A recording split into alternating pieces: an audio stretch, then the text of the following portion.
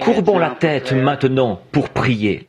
Seigneur notre Dieu, grand Créateur des cieux et de la terre, qui a ramené Jésus d'entre les morts, et il est avec nous, vivant, depuis ces 2000 ans, toujours vivant pour confirmer sa parole et la rendre réelle à chaque génération.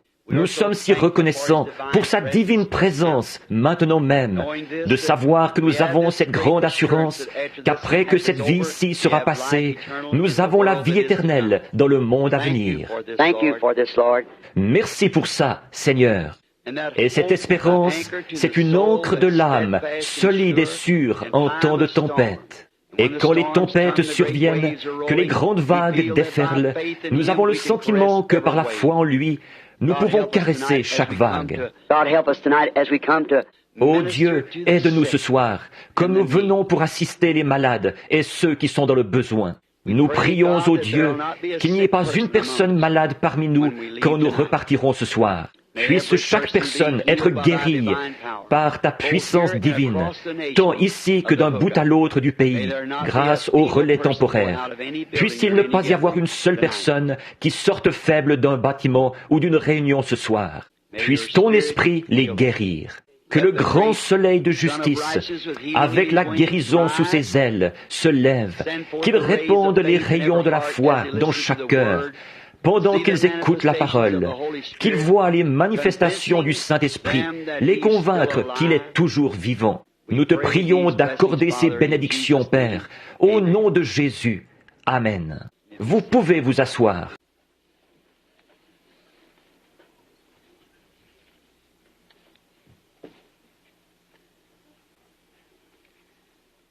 Nous considérons vraiment que c'est un grand privilège d'être de nouveau ici ce soir pour parler aux gens et prier pour les malades.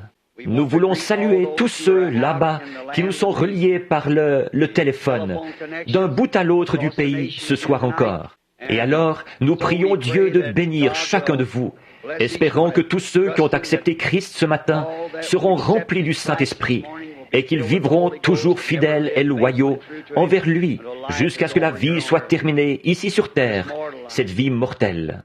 Et alors, pour avoir fait ça, ils ont la vie éternelle. Ils ne mourront jamais dans l'âge à venir, cet âge glorieux que nous attendons tous. Maintenant, nous allons dire ceci, pendant que j'y pense, non pas pour interrompre. Frère Vail est ici, et il se pourrait que je n'arrive plus à le voir. Puis-je vous envoyer ce manuscrit quand je serai rentré à Tucson? Je suis en train de le parcourir. Je ne l'ai pas encore entièrement lu, et je vous le renverrai aussitôt que je serai arrivé à Tucson. Maintenant, je voudrais faire une annonce. Ceci est spécialement adressé aux églises de partout, spécialement dans l'Ouest, ou n'importe où, qui voudront venir. Notre noble frère Perry Green, c'est lui qui est l'instigateur de cette liaison téléphonique que nous avons ici. Le Seigneur a mis sur son cœur de venir nous visiter à Tucson et de commencer un réveil à Tucson, ce dont nous avons réellement besoin. Donc, frère Perry sera à Tucson. Si vous désirez le contacter, vous n'avez qu'à entrer en contact avec notre bureau là-bas. Ce sera les 10, 11, 12 et 13 août. Il a cela sur son cœur depuis longtemps. Et je lui ai dit, il n'y a qu'un seul moyen d'ôter cela de votre cœur, c'est d'aller le faire. Et c'est un frère chrétien, un vrai serviteur de Dieu. Et vous, les gens de Tucson, je sais que vous serez bénis pendant qu'il exercera son ministère quelque part là-bas, peut-être à l'auberge Ramada, ou à l'endroit auquel le Seigneur aura pourvu. Il ne l'a pas indiqué là-dessus. Mais je sais que vous serez bénis en venant écouter Frère Green pendant qu'il nous exposera la parole de Dieu, qu'il priera peut-être pour les malades ou ce qui devra être fait selon l'onction de Dieu. Nous voulons également remercier Frère Orman Neville et Frère Mann pour ce merveilleux moment de communion avec eux. Combien je suis reconnaissant d'être associé avec des hommes tels que Frère Neville, Frère Mann et tous ces autres ministres qui sont ici. Je suppose qu'on a déjà souligné leur présence.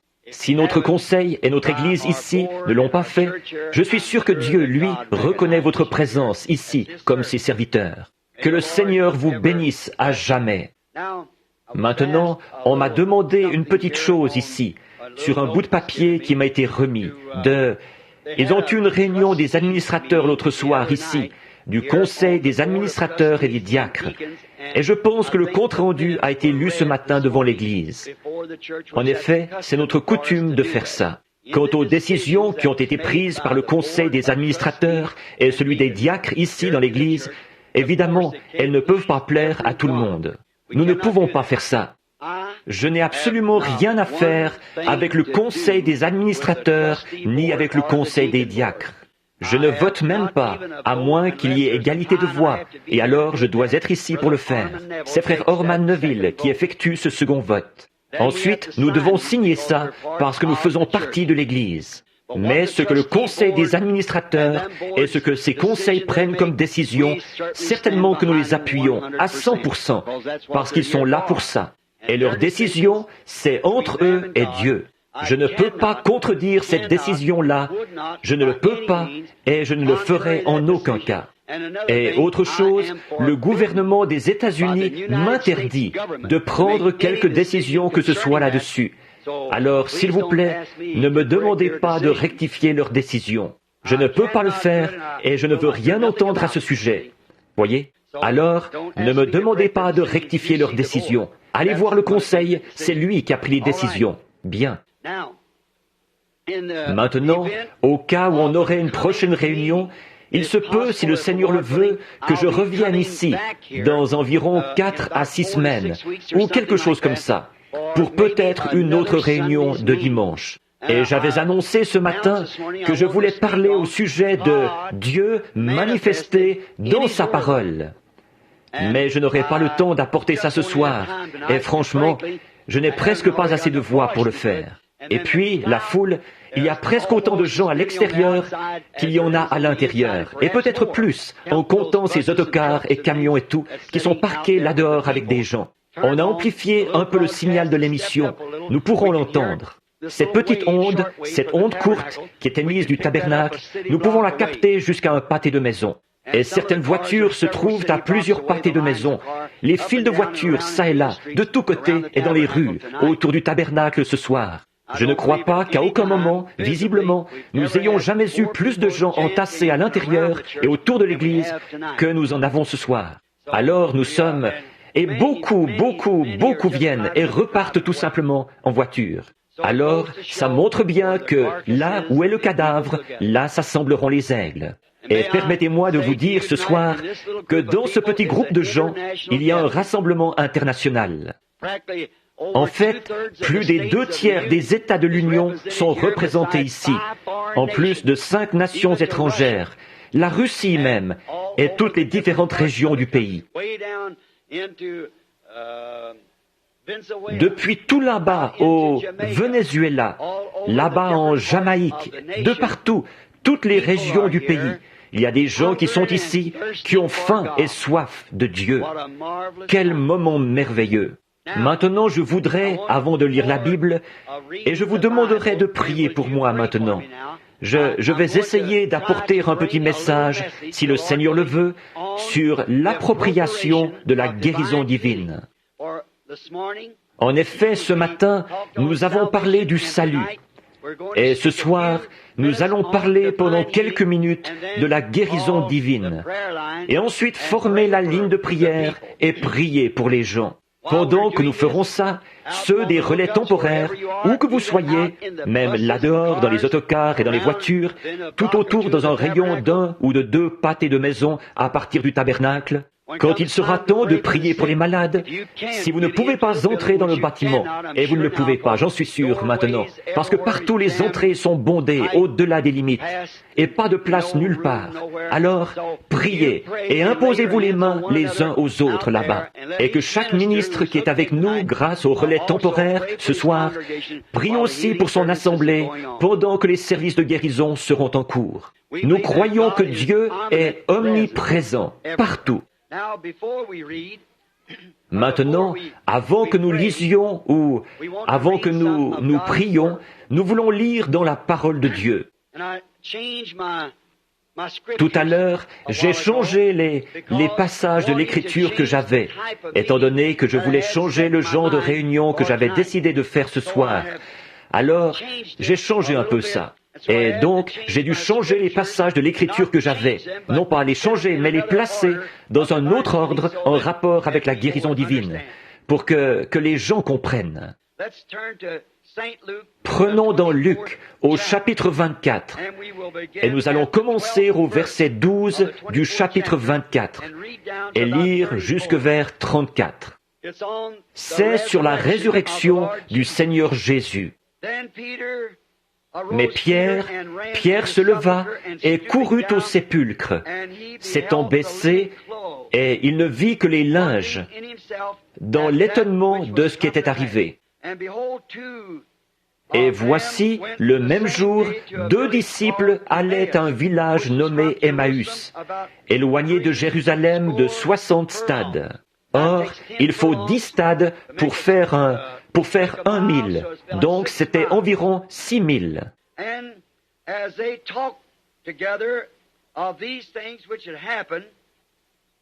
Et comme ils s'entretenaient de ce qui s'était passé, pendant qu'ils parlaient et discutaient, Jésus s'approcha et fit route avec eux.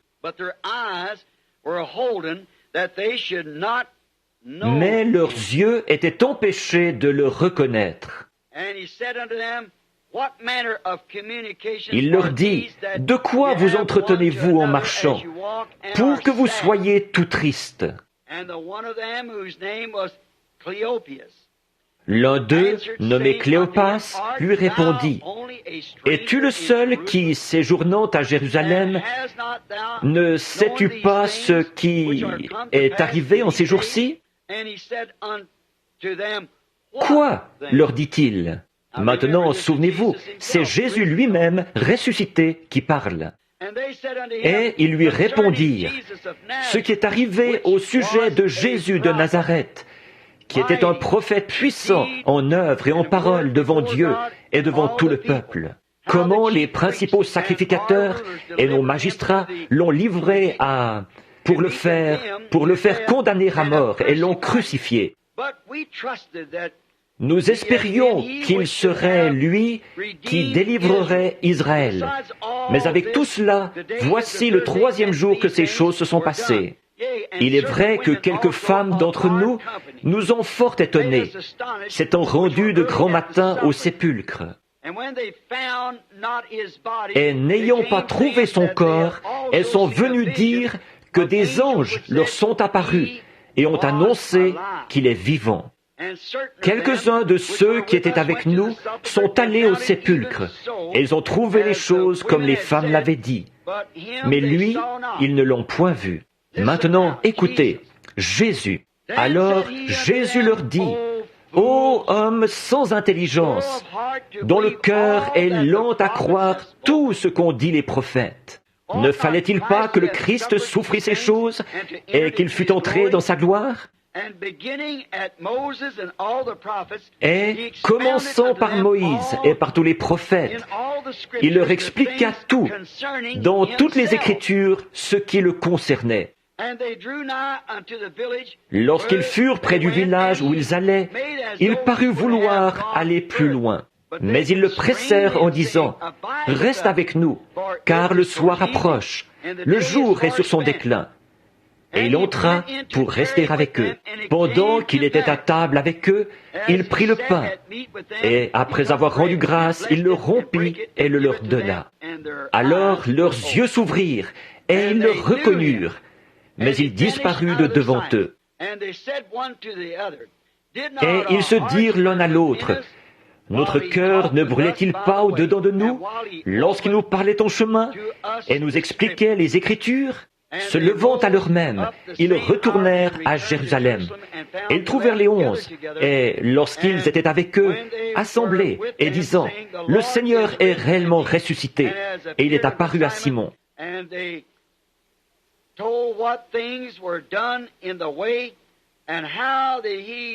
ils racontèrent ce qui leur était arrivé en chemin, et comment ils l'avaient reconnu au moment où il rompit le pain.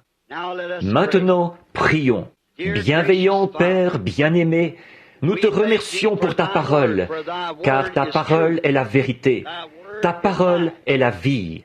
Et toi, ô Seigneur, et ta parole est un. Alors, nous te prions ce soir, Seigneur, de venir parmi nous dans la puissance de ta résurrection et de te manifester à nous ce soir comme ceux qui revenaient d'Emmaüs. Que nous aussi, nous retournions chez nous en disant, « Notre cœur ne brûlait-il pas au-dedans de nous ?» Accorde-le, Seigneur. Le temps du soir approche de nouveau. Car nous le demandons au nom de Jésus. Amen. Maintenant, je voudrais parler à propos de cette Bible. Et mon sujet de ce soir, qui me servira de thème, c'est les événements rendus clairs par la prophétie. Les événements rendus clairs par la prophétie. Maintenant, la Bible est un livre différent de tous les autres livres sacrés. La Bible est un livre différent. C'est un livre de prophétie qui annonce d'avance des événements futurs. Et elle est aussi la révélation de Jésus-Christ. D'un bout à l'autre, de la Genèse à l'Apocalypse, elle le présente dans sa plénitude, ce qu'il a été et ce qu'il est. Et tout le livre au complet, Apocalypse 1, 1 à 3, dit que ce livre est un livre de la révélation de Jésus-Christ, qui est la parole de Dieu. La révélation de Jésus-Christ, la parole de Dieu. Or, tous les autres livres, les livres sacrés, ce n'est qu'un code d'éthique, un code de morale ou un code de théologie. Quelque chose qui... Combien ont déjà lu le Coran, la Bible des Mahométans, et le livre qui traite des bouddhistes, et ainsi de suite. Ce n'est qu'un code d'éthique, la vie que les gens devraient mener, la façon dont ils devraient vivre. Mais il n'y est pas prophétisé, il n'y est rien dit au sujet de ces choses-ci, ni au sujet de dons spéciaux qui seraient donnés à quelqu'un, de choses qui allaient arriver. C'est exactement comme d'adhérer à un club ou quelque chose comme ça. Par conséquent, quand des églises en arrivent au point où elles font de leur église un simple club auquel on adhère, alors elles sont complètement à côté de la parole de Dieu. En effet, la Bible est un témoignage vivant, annoncé d'avance, de Jésus-Christ. Et de même que la terre s'est développée jusqu'à sa plénitude, et que les vignes aussi se développent jusqu'à leur plénitude, que le jour se développe jusqu'à sa plénitude, de même la Bible a été manifestée dans sa plénitude, dans la personne de Jésus-Christ. Il était la parole de Dieu révélée, le livre de la rédemption tout entier. La Bible est la parole de Dieu, qui annonce d'avance les événements futurs. Les croyants de la Bible ont reçu de son auteur l'ordre d'en lire et d'en croire chaque parole, non pas juste une partie. Une seule parole, ne pas la croire, vous feriez aussi bien de cesser d'essayer, jusqu'à ce que vous croyiez cette parole-là. Chaque parole est absolument une partie du Dieu Tout-Puissant. Dieu manifesté, enveloppé dans sa parole, pour montrer qui il est. Nous avons reçu l'ordre, en tant que croyants, d'en croire chaque parole. Et elle est écrite par l'auteur, Dieu lui-même. Il n'y a personne qui puisse y ajouter quoi que ce soit, ni en retrancher quoi que ce soit. Si vous le faisiez, on aurait là un corps monstre de Dieu. Il aurait peut-être comme 6 doigts à une main, ou 3 bras, ou quelque chose comme ça. En y ajoutant quelque chose, en retranchant quelque chose, il aurait un bras en moins, un doigt en moins.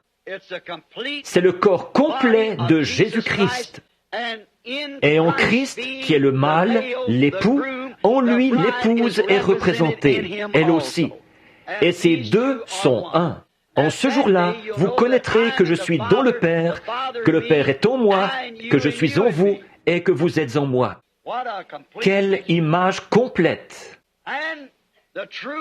Et les véritables croyants de cette parole, ceux qui l'acceptent telle qu'elle, ils la croient, et ils attendent avec patience que les promesses qui ont été prophétisées, que chacune d'elles soit manifestée dans son âge. Chaque croyant a guetté cela. Chaque croyant qui a été vigilant, aux aguets, c'est celui-là à qui cela a été révélé. Maintenant, regardez les jours de la venue du Seigneur Jésus. Pourquoi ces gens-là n'ont-ils pas reconnu Jean? Alors que la Bible avait clairement dit par Ésaïe, il y aura une voix, celui qui criera dans le désert, préparez le chemin du Seigneur. Leur dernier prophète qu'ils avaient eu, c'est-à-dire Malachie 3, avait dit, voici j'envoie mon messager devant ma face pour préparer le chemin. Pourquoi n'ont-ils pas vu ça? C'est parce qu'ils regardaient quelque chose qui était déjà accompli. Ils basaient leurs pensées sur un certain message qui avait été proclamé avant. Et n'ont pas vu la manifestation présente de Dieu dans le jour où ils vivaient. Et les chrétiens partout, c'est exactement là l'état du monde ce soir. Sans contredit, c'est la vérité. Les chrétiens partout, ils cherchent à regarder en arrière, à un certain code d'éthique que M. Luther a écrit, ou M. Wesley, Sankey, Finney, Knox, Calvin, et aucun de nous ne peut dire quoi que ce soit contre. Mais ça, c'était à une époque passée. Les pharisiens regardaient en arrière pour voir ce que Moïse avait dit, et ils disaient, « Nous avons Moïse, nous ne savons d'où toi, tu viens. » Mais souvenez-vous, quand Moïse était là, il ne savait d'où lui, il était venu. Voyez? Et maintenant, ce n'est pas étonnant que Jésus leur ait dit, vous ornez les tombeaux des prophètes, et c'est vous qui les y avez mis. Après que leur message s'en est allé, un message est proclamé, les gens le voient, ils s'en moquent. Le monde, c'est ce qu'il fait. Et puis, après que le messager a fini et que le message est arrivé à terme, alors ils construisent une dénomination sur le message. Et c'est là qu'ils meurent, là même. Ils ne reviennent jamais à la vie. Regardez un petit instant, certains d'entre vous, et je m'adresse particulièrement à vous, les catholiques. Vous rendez-vous compte? Avez-vous jamais lu les faits historiques? L'histoire de l'Église catholique romaine? Selon ce que rapporte votre martyrologe, depuis saint Augustin d'Hippone, combien de millions d'innocents l'Église a mis à mort? J'ai oublié, je ne me rappelle pas le nombre exact, mais ça s'élève à des millions. Depuis que saint Hippone de saint Augustin d'Hippone en Afrique avait déclaré que c'était absolument la volonté de Dieu de mettre à mort quiconque protestait contre l'Église catholique romaine. Vous rendez-vous compte, là, que saint Patrick n'a jamais été reconnu comme un catholique romain jusqu'après sa mort? Il avait protesté contre le pape et contre toutes ses actions. Et l'Église catholique elle-même a tué des dizaines de milliers de ses enfants. Saviez-vous que l'Église catholique a brûlé Jeanne d'Arc, cette petite femme sainte, sur le bûcher, comme il déclarait qu'elle était une sorcière? 200 ans plus tard, ils ont déterré les corps de ces prêtres quand ils ont découvert que c'était une erreur. Et ils les ont jetés à la mer, sans qu'ils soient ensevelis dans la terre sacrée, pour faire pénitence. Ne laissez pas le jour passer au-dessus de votre tête. Ne soyez pas insensés. Ces sacrificateurs, comme ils voudraient revenir ce soir, ceux qui ont condamné Jésus. Ce qu'il y a, c'est qu'ils n'avaient pas du tout vu ce qui avait été prédit pour cette heure-là. Jésus a dit, sondez les Écritures, parce qu'en elles vous pensez, ou plutôt, vous prétendez avoir la vie éternelle. Et ce sont les Écritures qui vous disent qui je suis, pour cette heure-là. Remarquez, la Bible ne peut pas faillir. Ça, c'est une chose qu'elle ne peut pas faire. La parole de Dieu, faillir. Car elle annonce d'avance les actes de son auteur, avant qu'il les accomplisse. Or, il y a une chance sur 1000 qu'un homme puisse faire une prédiction selon laquelle un événement ou un autre va arriver et qu'il arrive. Mais s'il précise le lieu où la chose va arriver, ça diminue ses chances à peut-être 1 sur 10 000. S'il dit quel jour la chose va arriver, ça diminue les chances à 1 sur environ 1 million. Et à qui la chose va arriver, ça réduit ses chances des milliards de fois. Mais cette Bible vous dit exactement qui, Quand, où et quoi attendre. Elle n'a jamais failli une seule fois. C'est pourquoi, au cours d'une petite discussion, il n'y a pas longtemps, avec un prêtre de l'église du Sacré-Cœur, ici, il disait, « Monsieur Branham, vous essayez de soutenir des argumentations par une Bible. » Il disait, « Ça, c'est l'histoire de l'église. » J'ai dit, « Ce n'est pas de l'histoire, c'est Dieu lui-même sous forme écrite. » Il a dit, « Dieu est dans son Église. » J'ai dit, « Dieu est dans la parole, et que tout ce qui est contraire soit reconnu pour un mensonge. » Car il a dit que ma parole soit reconnue pour vraie, et toute parole d'homme pour un mensonge. Il a dit, nous ne devons pas nous engager dans une dispute. J'ai dit, je ne vous ai jamais demandé de vous engager dans une dispute. Mais la Bible dit bien, venez, plaidons ensemble. Elle annonce d'avance les actions de l'auteur avant qu'il les accomplisse. Par conséquent, les ayant annoncés, alors chaque homme et chaque femme se retrouvera au tribunal du jugement, en n'ayant aucune excuse. Si vous vous fiez à ce que les méthodistes en disent, ce que les baptistes en disent, ce que les catholiques disent, ce que les pentecôtistes disent, ou n'importe quelle autre église, il se pourrait que vous ayez des désillusions au jugement. Mais si vous regardez simplement à ce que la Bible annonce comme devant arriver, et au moment où la chose va arriver, alors vous reconnaîtrez ce qui arrive. Or, ce n'est pas exposé là à la vue de tous, pour que tout le monde puisse le voir. En effet, Jésus a rendu grâce à Dieu d'avoir caché ces choses aux yeux des sages et des intelligents, et de les avoir révélées aux petits-enfants qui seraient disposés à apprendre.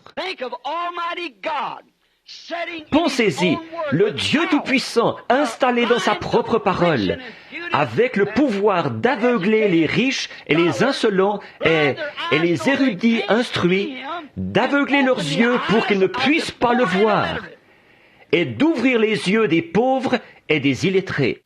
Remarquez, ces gens qui revenaient d'Emmaüs, il a dit que leur intelligence avait été empêchée de le reconnaître. Toute la journée, il lui avait parlé. Et il n'avait même pas reconnu qui c'était. Dieu peut faire ça, car il est Dieu.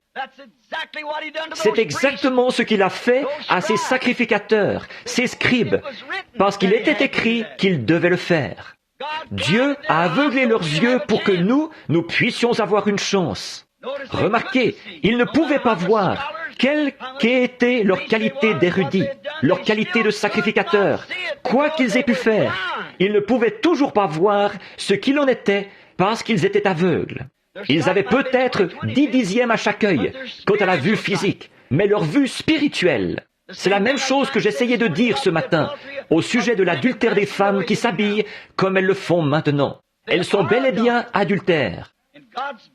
Dans le livre de Dieu, elles sont coupables d'adultère chaque fois qu'elles mettent des vêtements sexy. Leur âme, sans savoir. Je crois que ces femmes, beaucoup d'entre elles, des milliers d'entre elles, sont innocentes et qu'elles ne voudraient absolument pas commettre adultère. Et ces pauvres femmes, à cause de quelqu'un qui va les laisser faire ça sans dénoncer la chose et dire la vérité, elles commettent adultère. En effet, la Bible dit, la prostituée qui est assise sur plusieurs eaux, avec laquelle tous les rois de la terre et tous les peuples de la terre, les églises et tout, ont commis des fornications spirituelles. Et elle était la mère des prostituées, des dénominations. Nous regardons à la Bible, car Dieu ne nous laisse pas dans les ténèbres. Il a envoyé la Bible pour nous annoncer d'avance les événements avant qu'ils arrivent, et même de quelle nature ils seraient et à quel moment ils arriveraient. Maintenant, c'est comme consulter un calendrier pour voir à quelle date on est. Si vous pensez, vous dites que c'est samedi, c'est dimanche, on est quoi? Consultez le calendrier. Le calendrier vous indiquera quel jour on est. Quand vous voyez les actions des gens qui peut-être se rendent à l'église, que vous voyez entendez sonner les cloches, vous vous demandez quel jour on est. Consultez le calendrier. Il vous indiquera quel jour on est. Et quand vous voyez l'Église devenir mondaine, comme ce qui arriva du temps de Sodome, que vous voyez le monde des églises, alors qu'elles entrent toutes qu'elles adorent le Dieu de cet âge mauvais, de voir ça, Et puis, de voir un petit groupe minoritaire, rassemblé sous l'inspiration de Dieu, produisant de nouveau la vie de Jésus-Christ, par les passages de l'Écriture qui sont censés arriver, vous savez à quelle heure vous vivez. Cette Bible annonce d'avance, par la prophétie, le jour où nous vivons, et le temps où nous vivons, et le genre d'événements qui devraient arriver. Elle les annonce d'avance, exactement à la lettre. Elle n'a jamais failli, à aucun âge, pendant tout ce temps. Pas une seule fois, elle n'a failli. Et elle ne faillira pas, car ceux qui sont prédestinés à le voir, le verront. Jésus a dit, « Nul ne peut venir à moi si mon Père ne l'attire. Et tous ceux que le Père m'a donnés viendront. » C'est la parole qui s'unit à la parole. Elle ne peut pas faire autrement. Nous le savons, c'est le jour où nous vivons. Mais ça se passe comme dans tous les âges. Les gens laissent des hommes ajouter leur propre interprétation à cette parole. Et à cause de ça, ils sont aveuglés devant l'événement qui s'est produit. Cela a produit le même effet dans le cas des pharisiens et des sadducéens. Même quand Paul s'est tenu là et qu'il a essayé de citer l'Écriture et qu'un homme l'avait giflé parce qu'il avait traité le souverain sacrificateur de muraille blanchie. Et alors, ils ont manqué de voir Dieu confirmer sa parole qui avait été prophétisée. Voyez-vous, la Bible ne se contredit pas. La Bible, c'est Dieu. Il n'y a aucune contradiction en Dieu. Il est parfait. Mais les gens, par leur propre interprétation, maintenant remarquez, permettez-moi de vous le montrer, mes amis. Les églises n'arrivent pas à se mettre d'accord entre elles sur l'interprétation de cela. Les méthodistes n'arrivent pas à se mettre d'accord avec les baptistes avec les presbytériens avec les pentecôtistes. Et les quelques 40 différentes organisations de Pentecôte, elles n'arrivent pas à se mettre d'accord entre elles. Alors, vous voyez, ce serait de nouveau Babylone, la confusion. Mais Dieu fait lui-même l'interprétation de sa parole.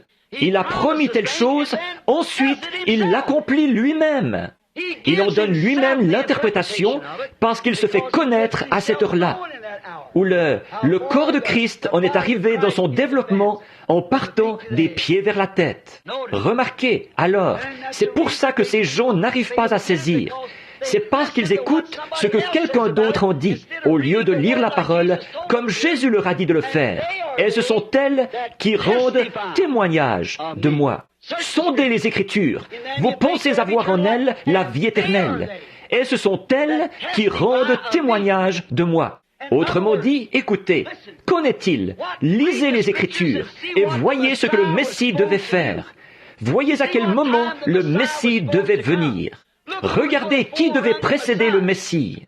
Regardez quelle heure il est. Il doit y avoir une voix de celui qui crie dans le désert. Jean. Et vous l'avez traité exactement comme vous l'avez voulu. Regardez ce que moi, je devais faire, quand je viendrai. Et maintenant, qu'avez-vous fait? Ai-je manqué d'accomplir cela? Voyez-vous, c'est Jésus qui parle. Ai-je manqué d'accomplir cela? Remarquez, alors que nous avançons en parcourant les Écritures cet après-midi, comment toutes les choses qui avaient été prophétisées à son sujet sont arrivées exactement comme elles devaient arriver. Ils auraient dû reconnaître cet événement. Il y a ce fanatique qui a fait son apparition, ce jeune homme d'environ 33 ans ou de 30 ans, et il est allé là-bas, il a affirmé qu'il y avait toutes sortes de lumières et des colombes qui montaient. Et, eh bien, c'était vraiment une honte. Il disait, il est né de parents non mariés, qui ont affirmé qu'il était né d'une naissance virginale. N'aurait-il pas dû savoir qu'Ésaïe avait dit, dans Ésaïe 9:6, un enfant nous est né? N'aurait-il pas aussi dû savoir que le prophète Ésaïe avait dit, une vierge concevra? Ils auraient dû savoir ces choses. Mais vous voyez, ce qu'il y avait, c'est qu'ils appliquaient ça quelque part très loin dans l'avenir. Et cet homme-là, à leur avis, il ne correspondait pas à la description. Mais il leur a demandé, sondez les Écritures, car vous pensez avoir en elles la vie éternelle. Et ce sont justement elles qui rendent témoignage de mon message. Non pas ce qu'un théologien avait dit, mais ce que Dieu, sa propre parole, avait dit qu'il arriverait. Amen. C'est pareil maintenant. Sondez les Écritures, car ce sont elles qui nous disent quelle est l'heure où nous vivons, qui nous disent exactement ce qui arrivera en ce jour-ci. C'est à elles que vous devriez vous fier, car ce sont elles qui rendent témoignage de la personne de Jésus-Christ. En effet, la Bible dit qu'il est le même hier, aujourd'hui et éternellement, parce qu'il est la révélation de la parole pour l'âge. Il ne peut pas en être autrement. Par conséquent, en écoutant l'interprétation de l'homme, il voit la confirmation de la parole de Dieu, qui s'est accomplie. Il n'arrive pas à voir ce qu'il en est. En effet, c'est en train d'arriver pendant tout ce temps, mais parce qu'ils écoutent, et Jésus a dit, ce sont des conducteurs aveugles. Et si un aveugle conduit un aveugle, qu'est-ce qui leur arrive? Maintenant, souvenez-vous, la Bible a prédit que cet âge ecclésiastique, l'âge de Laodicée, serait aveugle. Il l'avait expulsé de l'Église. Il n'y a aucun autre âge de l'Église où Jésus était à l'extérieur. Mais dans l'âge de l'Église de Laodicée, il était en dehors, cherchant à revenir à l'intérieur. Je me tiens à la porte et je frappe. Il est censé être à l'intérieur. Mais il a dit, parce que tu dis, je suis riche, je me suis enrichi, je n'ai besoin de rien. Et tu ne sais pas que tu es aveugle. Tu conduis des aveugles, pauvre en esprit, malheureux, misérable, nu, et tu ne le sais pas. Si un homme était nu dans la rue, misérable, aveugle, et qu'il savait qu'il a assez de bon sens pour qu'on puisse lui dire qu'il est nu, il essaierait d'y changer quelque chose. Mais quand il secoue la tête et dit « Je ne veux pas de ça. Qui es-tu pour me dire ce qu'il faut faire? Je sais où j'en suis. » Or, si ça, ce n'est pas un état lamentable, je ne sais pas. Et c'est exactement là que le Dieu de cette Bible a dit que l'Église se retrouverait. Dans cet âge mauvais maintenant même, dans ce dernier âge de l'Église où nous vivons. Remarquez, mais quant aux gens, moi je reprends tout ce que j'aime. Alors, si vous êtes repris par le Seigneur à cause de ce que vous faites, sortez-en donc. Éloignez-vous-en. Moi je reprends tout ce que j'aime. Alors, en voyant Dieu, qu'est-ce qui se serait passé si ces pharisiens avaient dit « Attendez une minute, cet homme-là nous a lancé tout un défi. Il a dit « Sondez les Écritures, car vous pensez avoir en elles la vie éternelle. Elles rendent témoignage de moi. Je ferais mieux de consulter les Écritures pour voir ce qu'il est censé faire, qui il est, ce qui est censé arriver. Je devrais les consulter pour voir ce qu'il en est. » Au lieu de ça, ils se sont adressés aux sacrificateurs et ils leur ont demandé « Qu'en est-il » Vous voyez la différence? Ils auraient dû être occupés à lire la parole. Dans Hébreux 1:1, la Bible dit « Dieu à plusieurs époques, c'est-à-dire à des époques anciennes, et de plusieurs manières, a écrit la Bible par les prophètes. » Maintenant, remarquez, il a écrit la Bible par le moyen qu'il a lui-même choisi. Voyez? Or, il n'était pas obligé de l'écrire par ce moyen-là. Et il n'était pas non plus obligé de sauver l'homme par le sang. Il n'était pas obligé de prêcher l'Évangile par l'homme. Il aurait pu laisser le soleil, ou la lune, ou les étoiles prêcher l'Évangile. Il aurait pu laisser les vents chantonner l'Évangile. Mais il a choisi l'homme.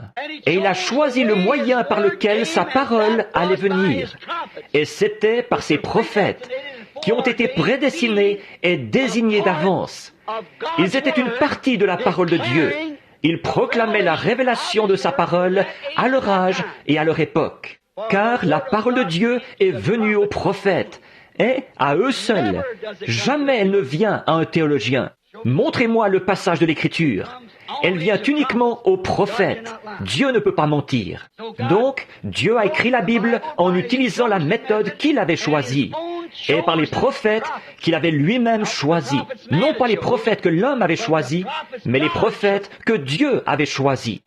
Alors ceux qui la croient guettent l'accomplissement de ce que leur prophète a dit. Et c'est ce qui les identifie comme prophètes de Dieu. Parce que, d'abord, ils sont inspirés. Ensuite, ils s'en tiennent strictement à la parole de l'heure. Alors, ces références, c'est ça. Voyez-vous, nous avons vu ça dimanche dernier. Beaucoup de faux prophètes s'élèveront. Et pour l'illustrer, nous avons cité l'exemple de Balaam et Moïse. Tous les deux, ils étaient loin du même esprit. L'un d'eux a dit, « Nous sommes tous un. Allons, unissons-nous, mettons nos filles et tout ensemble. Nous avons des jolies filles par ici, et vous, les jeunes gens, venez ici, et choisissez-vous une belle épouse. Il n'y a pas de mal à ça, nous sommes tous un seul peuple, de toute façon, la même race. » Dieu ne leur a jamais pardonné ça. Ils ont écouté ça. Voyez-vous, le monde et les gens, ils cherchent une petite issue, un petit détour, un petit raccourci. Mais il n'y a pas de raccourci dans la parole de Dieu. Il y a un seul patron. Vous devez vous tailler pour vous ajuster à ce patron-là, et non pas essayer de tailler le patron pour qu'il s'ajuste à vous. Tout le monde doit faire ça. C'est la seule manière de faire de Dieu. Remarquez, donc les croyants attendent la confirmation de cette parole. Voyez-vous, elle n'a pas été écrite par l'homme, mais par le Seigneur Dieu. Donc, elle n'est pas un livre de l'homme. Quelqu'un disait, ce ne sont que des anciens écrits hébreux. Les Hébreux auraient-ils écrit une lettre qui les condamnait? Cette belle nation qu'étaient les Juifs, prétentieux et raffinés, auraient-ils écrit leurs propres iniquités, se condamnant eux-mêmes? Bien sûr que non. Raconter ses propres péchés, qu'ils sont tombés dans l'idolâtrie, qu'ils ont commis des fornications contre la parole de Dieu? Non, non, ils n'auraient jamais raconté ça, cette nation fière. Ce n'est pas un livre de l'homme, c'est un livre de Dieu. Et l'homme qui voit les visions ou qui entend la voix de Dieu, il ne l'a jamais compris, bien des fois lui-même, dans bien des cas. Voyez, ce n'est pas l'homme qui a écrit la Bible, c'est Dieu qui a écrit la Bible. Ce n'est pas le livre d'un homme, c'est le livre de Dieu. Ce sont les pensées de Dieu exprimées à travers des lèvres humaines. C'est ce qui fait que c'est la Bible. Une pensée exprimée, c'est une parole. Et au commencement était la pensée de Dieu. Il l'a exprimée à travers les lèvres de ses prophètes. Elle l'a confirmée par ses serviteurs. Voyez? Remarquez, c'est Dieu lui-même qui choisit par la prédestination. Il a choisi les prophètes pour chacun des âges. Remarquez-le, il établit la nature du prophète pour qu'elle convienne à cet âge-là. Voyez-vous, il détermine son style, tout ce qu'il fait. Il détermine ce qu'il est, instruit ou sans instruction. Il détermine les dons, la manière dont il prêchera, les dons qu'il aura, et le message. Pour cet âge précis, Dieu a prédestiné cette chose précise. Pour qu'elle arrive, il n'y a rien d'autre qui puisse prendre sa place. Peu importe ce que c'est, quel que soit le nombre de réalisations humaines, rien ne peut prendre sa place. Il a prédestiné cet homme-là. Peut-être que c'est un homme ignorant. Il se pourrait qu'il l'ait prédestiné à être un autre genre d'homme. Tout ce qu'il est, il lui donne sa classe, ses dons, il lui donne sa nature, son style, et tout ce qu'il peut y avoir, comment il s'exprime, et tout ce qu'il fait. Il façonne l'homme de l'heure de façon à attraper le peuple de l'heure. C'est vrai, c'est ce qu'il fait. À la fin de chaque âge, une fois que l'Église s'est tournée vers le monde et vers le péché, et qu'elle s'appuie sur une interprétation humaine de la parole, comme ils le font toujours, à la fin de chaque âge, ils se retrouvent dans un tel fouillis à cause de leurs théologiens et de leurs prêtres, que c'est toujours un gâchis. Leur interprétation est toujours fausse. Pas une seule fois, elle n'a manqué d'être fausse. Et pas une seule fois, la parole de Dieu n'a manqué d'être vraie. Voilà la différence. Alors, vous voyez, Dieu a écrit la Bible lui-même. Or, Dieu peut parler. Moïse a dit qu'il lui avait parlé. Jérémie a dit, il a mis des paroles dans ma bouche. Et Dieu peut écrire. Il a écrit les 10 commandements avec son propre doigt. Il a écrit sur les murailles de Babylone. Et souvenez-vous, rien que dans l'Ancien Testament, 2000 fois, les prophètes ont dit, « Ainsi dit le Seigneur ».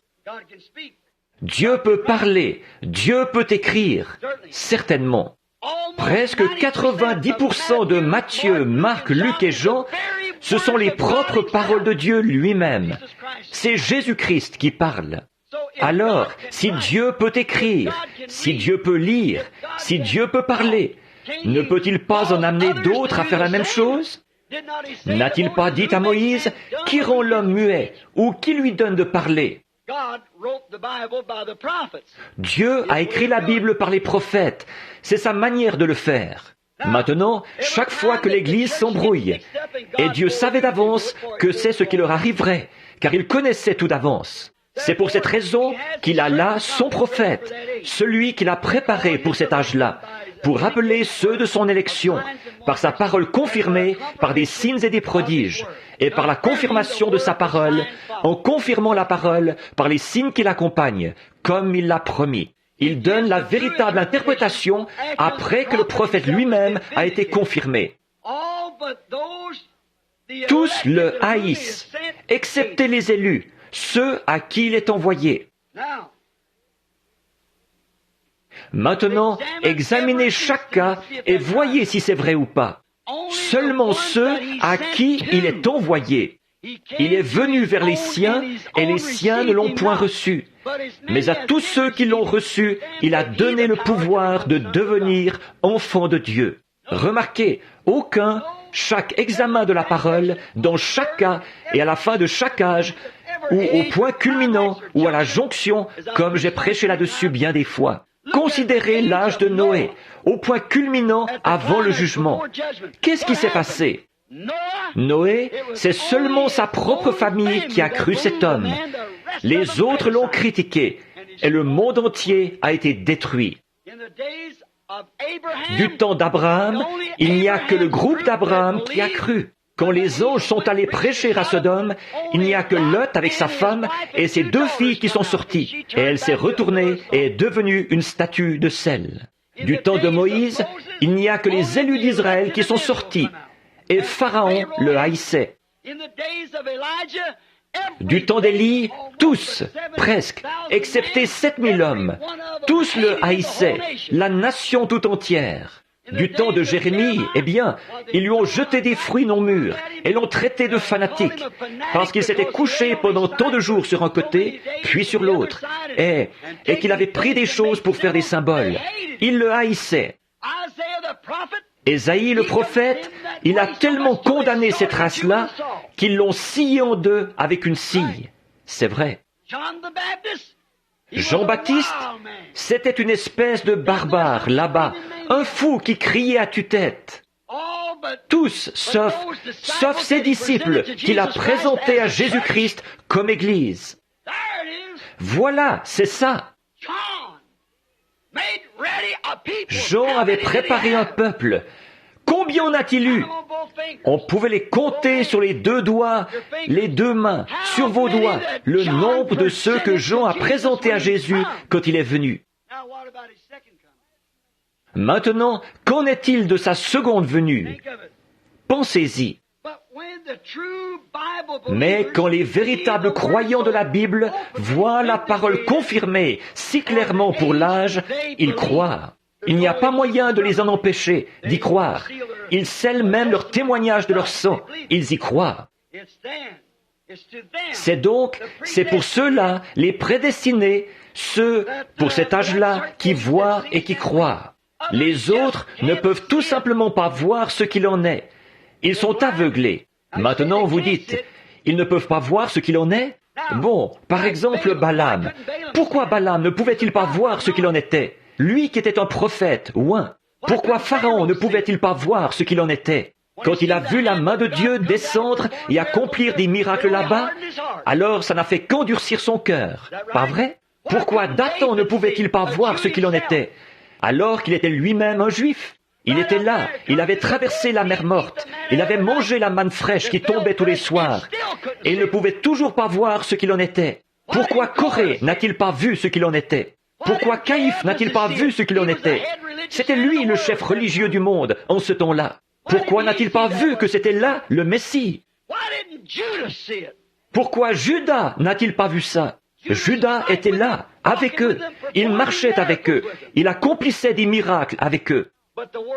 Mais il fallait que la parole s'accomplisse. La Bible dit qu'ils ont été suscités pour prendre cette position-là. Ils ont été suscités dans ce but-là. C'est vrai, c'est ce qui est dit dans Romains 8.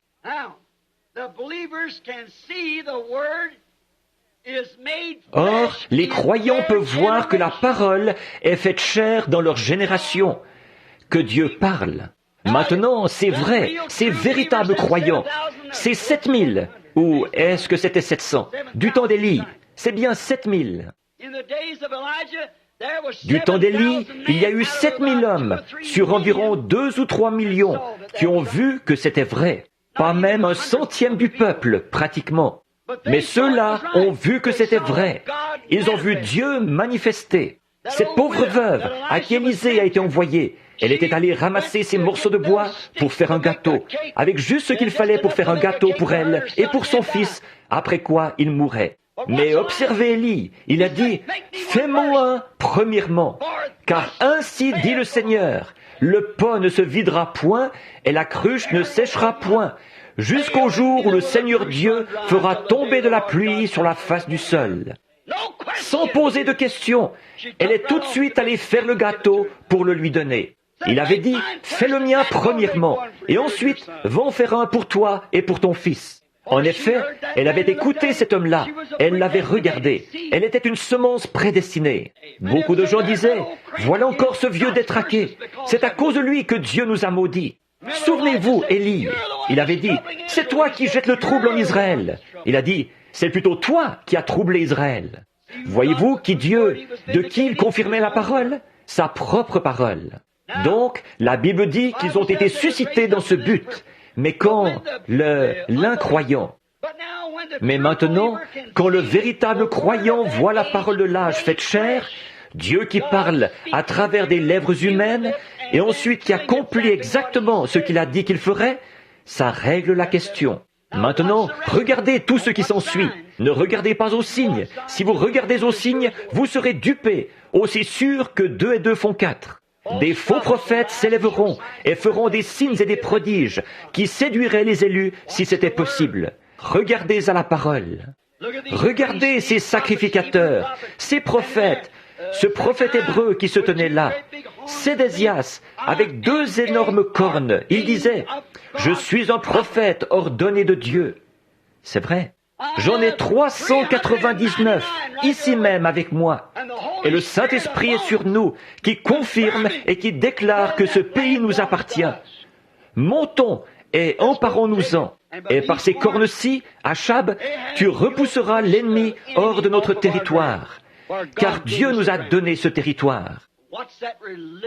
Observez cet homme religieux, ce brave homme, Josaphat. Il a dit, « N'en aurais-tu pas encore un autre ? Un autre ?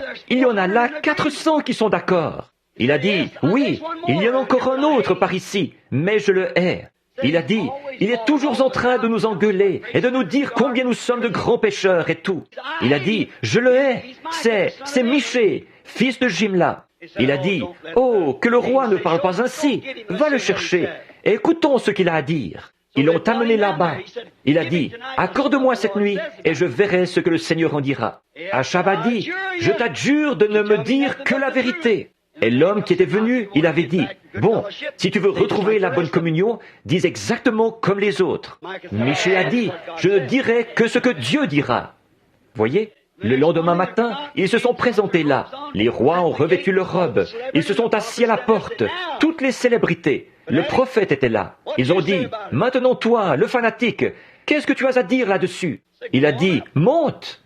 Il a dit, « Mais j'ai vu Israël dispersé comme des brebis qui n'ont pas de berger. » Il la frappe de sa main, il l'a frappé sur la bouche. Le prophète a frappé le prophète sur la bouche. Or, des 2 côtés, les prophètes ouins qui se tenaient là, ils ont prophétisé 400 contre 1. Ça semblait bien convaincant. Or, le salut n'est pas toujours dans le grand nombre des conseillers. Ça dépend de ce sur quoi ils conseillent, de ce qu'est leur conseil. Il n'y avait pas de salut pour le roi là-dedans. Il a tenu pour vrai ce que ce grand nombre conseillait.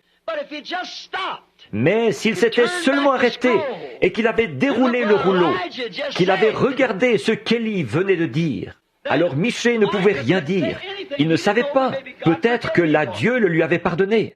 Mais d'abord, comme il était prophète, il s'est adressé à Dieu pour voir ce que Dieu dirait. Et il a vu ce que Dieu disait. Il a dit, j'ai vu Dieu assis sur un trône. Et il a dit, entouré de tous ses conseillers du ciel.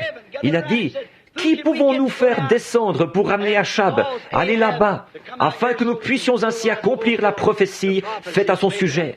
Voyez-vous, la prophétie, Élie avait déjà dit, les chiens lécheront ton sang. Et alors, il a dit qu'il avait vu un esprit de mensonge monter d'en dessous, monter, se présenter devant lui et dire, moi je descendrai et j'entrerai dans ces prophètes, les prophètes d'Achab, et je leur ferai prophétiser un mensonge. Bon, Dieu savait que ces hommes-là étaient tellement enflés d'orgueil et tellement remplis de théologie qu'ils pensaient avoir raison sur toute la ligne. Ils n'avaient jamais prêté attention à la parole de l'heure.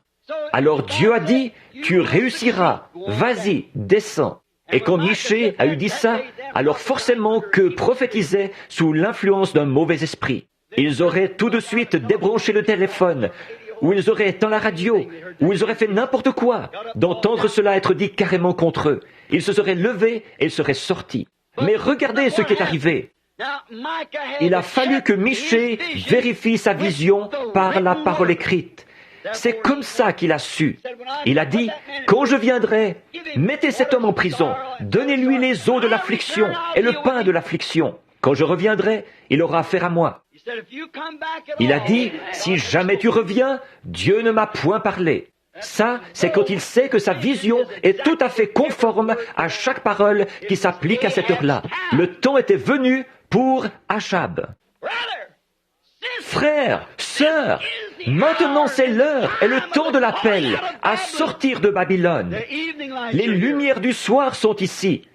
Marchez dans la lumière pendant qu'il fait clair.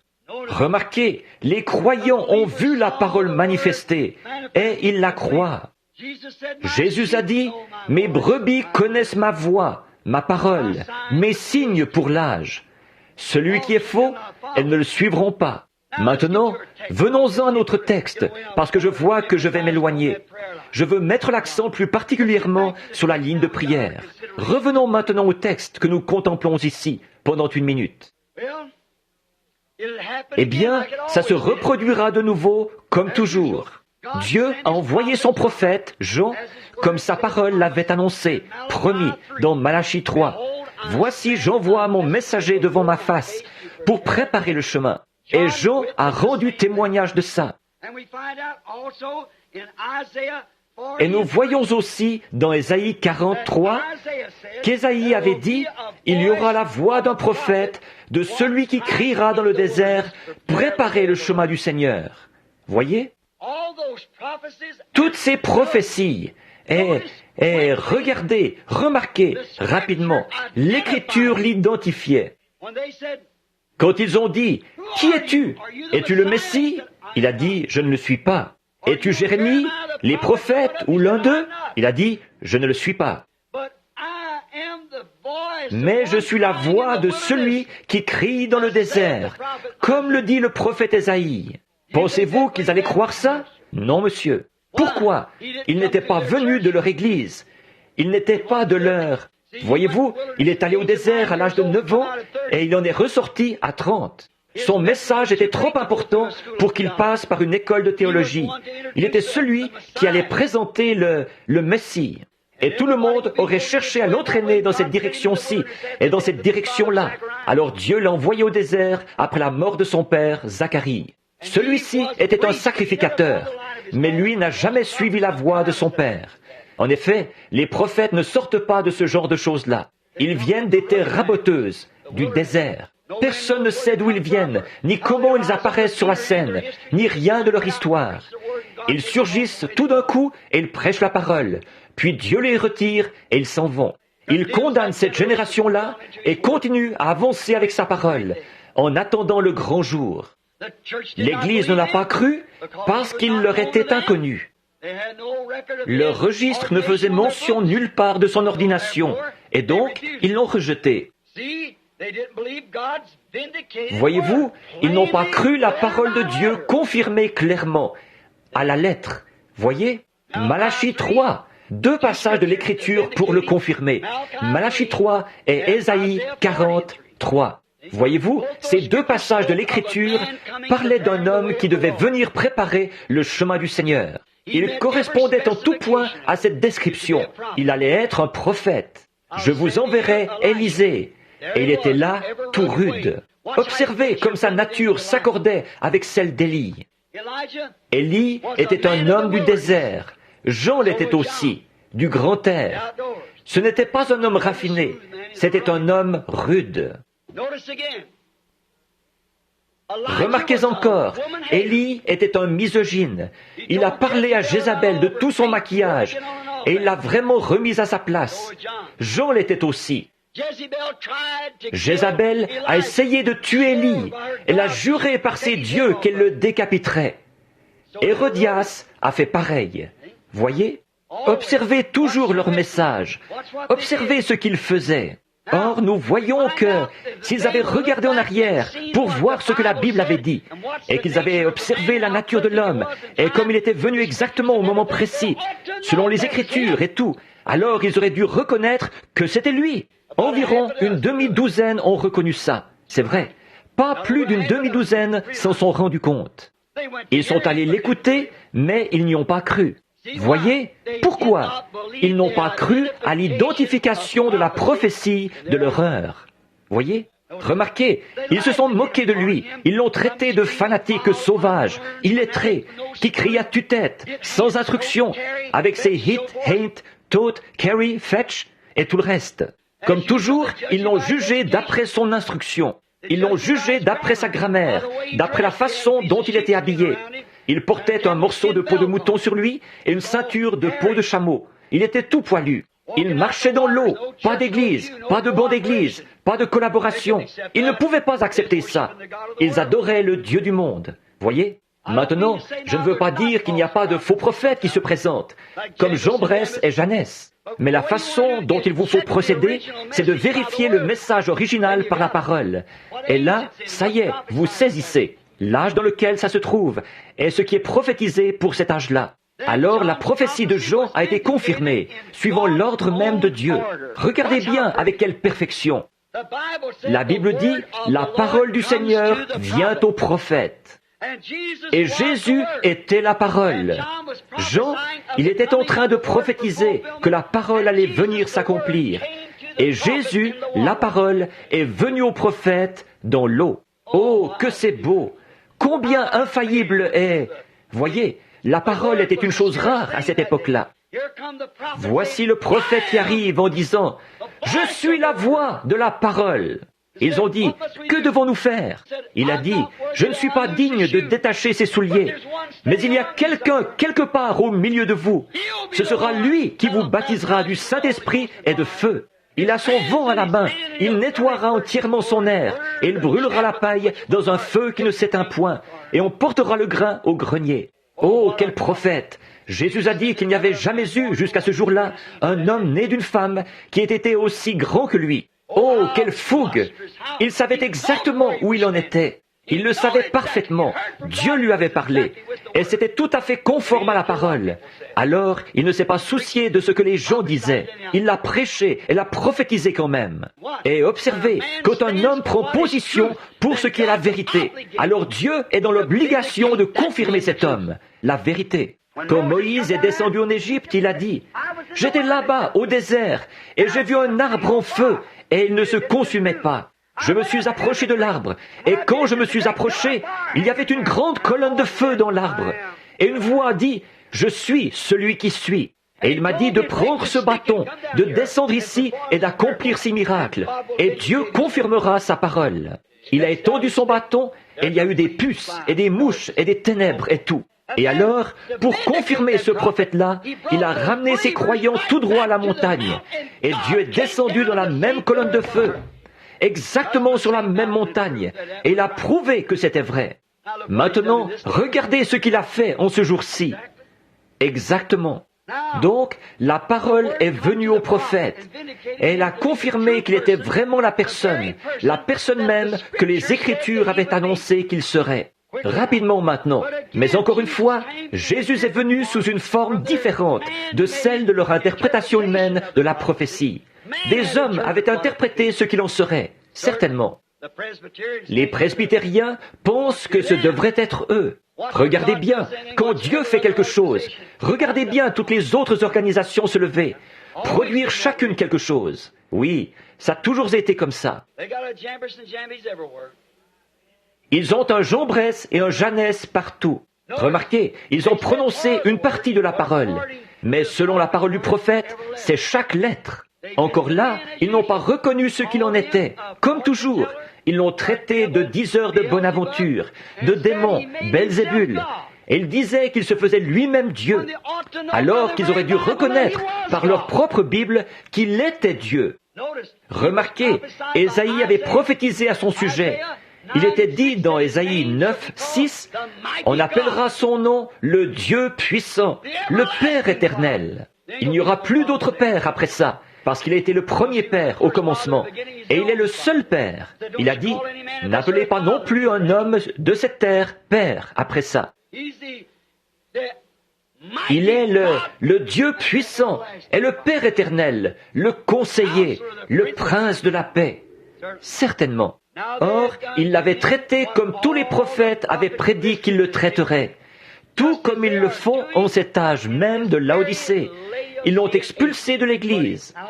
Aveugle, nu, et tu ne le sais pas. Exactement ce que le prophète avait dit, le prophète de la Bible. Aveuglés par des traditions d'hommes, ils l'ont expulsé. Ils ont expulsé la parole de leurs églises, comme toujours, selon ce qui avait été prophétisé à leur sujet. Maintenant, remarquez rapidement là. Maintenant, ne manquez pas ceci. Voici le sujet. Comment Jésus s'est fait connaître à ses deux disciples qu'il était leur Messie. Maintenant, tous les regards par ici. Et là, dans le pays, ne manquez pas ceci maintenant. Nous avons essayé de vous dire que la Bible est la parole de Dieu, écrite par Dieu lui-même, au moyen de l'homme et à travers ses lèvres. Dieu peut lui-même écrire, Dieu peut lui-même parler. Dieu peut faire ce qu'il veut, mais il a choisi l'homme pour le faire, parce que l'homme qu'il a écrite est une partie de Dieu. Donc c'est Dieu qui a écrit la Bible. Ces hommes ne savaient même pas ce qu'ils écrivaient, selon leur propre pensée humaine. Ils pouvaient être en désaccord avec cela, mais ils l'écrivaient. Ils ne pouvaient. La Bible dit que c'est poussé par le Saint-Esprit que des hommes autrefois. Dieu dirigeait leurs mains, dirigeait leurs yeux dans les visions. Ils ne pouvaient dire rien d'autre que ce qu'ils voyaient. Ils ne pouvaient rien prononcer, parce qu'il avait un plein contrôle de la langue, du doigt. Tous les organes du corps suivaient parfaitement le rythme de Dieu. Pas étonnant que la Bible ait dit qu'ils étaient des dieux. Ils étaient une partie de Dieu. Lui était la plénitude de Dieu. Remarquez comment Jésus, la parole, a amené ses deux disciples au cœur brisé à reconnaître qu'il était leur Messie. Le Messie, la parole promise. Remarquez ce qu'il a fait. Il s'est reporté à la prophétie. Remarquez, hommes sans intelligence, longs à croire tout ce que les prophètes ont écrit. Maintenant, il n'a jamais dit, « Eh bien, qu'est-ce que l'Église dit à ce sujet ?» Il lui avait raconté l'histoire. Il connaissait tous les événements qui étaient arrivés. Ils étaient tout tristes. Ils se sont mis à lui dire, « N'es-tu qu'un étranger ici, ou ne sais-tu pas ce qui est arrivé à Jérusalem ?» Il a dit, « Quoi donc ?» Comme s'il ne le savait pas. Voyez-vous, des fois il fait des choses juste pour voir ce que vous ferez à ce sujet. Voyez? Il a dit, « Quoi donc? Qui était-ce? Qu'est-il arrivé? N'es-tu qu'un étranger ?» Et ils étaient là à parler à l'homme même avec lequel ils avaient vécu pendant 3 ans et demi, et ils ne l'ont pas reconnu. Quoi donc? Qu'est-il arrivé? Eh bien, ils ont dit, Jésus de Nazareth, qui était un prophète. Il n'y a aucun doute dans notre esprit. Il était puissant en parole et en œuvre devant tout le peuple. Nous l'avons vu faire des choses qui l'ont identifié comme le prophète de Dieu pour cet âge-ci. Nous le savons. Et nous croyons qu'il serait le Rédempteur, qu'il rachèterait Israël. Alors il se retourne et il dit, « Vous, hommes sans intelligence, dont le cœur est long à croire que tout ce que les prophètes avaient annoncé à son sujet n'allait pas s'accomplir. » Voyez? Regardez-le bien, maintenant, se référer à la prophétie. Quelle réprimande pour des croyants qui prétendaient croire en lui. Remarquez comment il a abordé le sujet. Il ne l'a jamais dit carrément, « C'est moi votre Messie !» Il aurait pu le faire, car il l'était. Mais remarquez, il s'est identifié dans la parole. Alors, il saurait. S'il l'avait dit, il aurait pu dire ça et que ce ne soit pas vrai. Mais là, quand il s'est mis à parler de tout ce que les prophètes avaient dit à son sujet, et qu'ils ont vu ça, alors ils allaient pouvoir le reconnaître eux-mêmes, si c'étaient des enfants de Dieu. Mais il a attiré leur attention sur ce que les prophètes avaient prédit, et ce à quoi ils avaient dit qu'il fallait s'attendre au moment où le Messie ou son âge allait se manifester. Lui, comme Jean, a laissé la parole, la Bible, identifier leur message. C'est ce que tout vrai prophète ferait. Il n'a pas dit carrément « C'est moi, je suis ». Ça, ce n'est pas un vrai prophète de Dieu, voyez. Mais il a dit « Référez-vous aux Écritures ». Voyez-vous, il ne manque jamais de procéder selon sa manière de faire. Voyez, il disait « Nous connaissons Moïse ». Il a dit « Si vous aviez connu Moïse, vous me connaîtriez ». Il a dit « Moïse a écrit à mon sujet ». Il a dit « Sondez l'Écriture. Vous pensez avoir en elle la vie éternelle, et c'est l'Écriture qui rend témoignage de moi. Allez consulter l'Écriture, et voyez ce qu'il en est. » Ici, il ne change jamais de manière de faire. Il ne l'a jamais changé. Il ne peut jamais changer, parce qu'il est le Dieu qui ne change pas. Voyez? Remarquez, tout de suite il s'est tourné vers ses deux disciples, Cléopas et son ami, en chemin vers Emmaüs.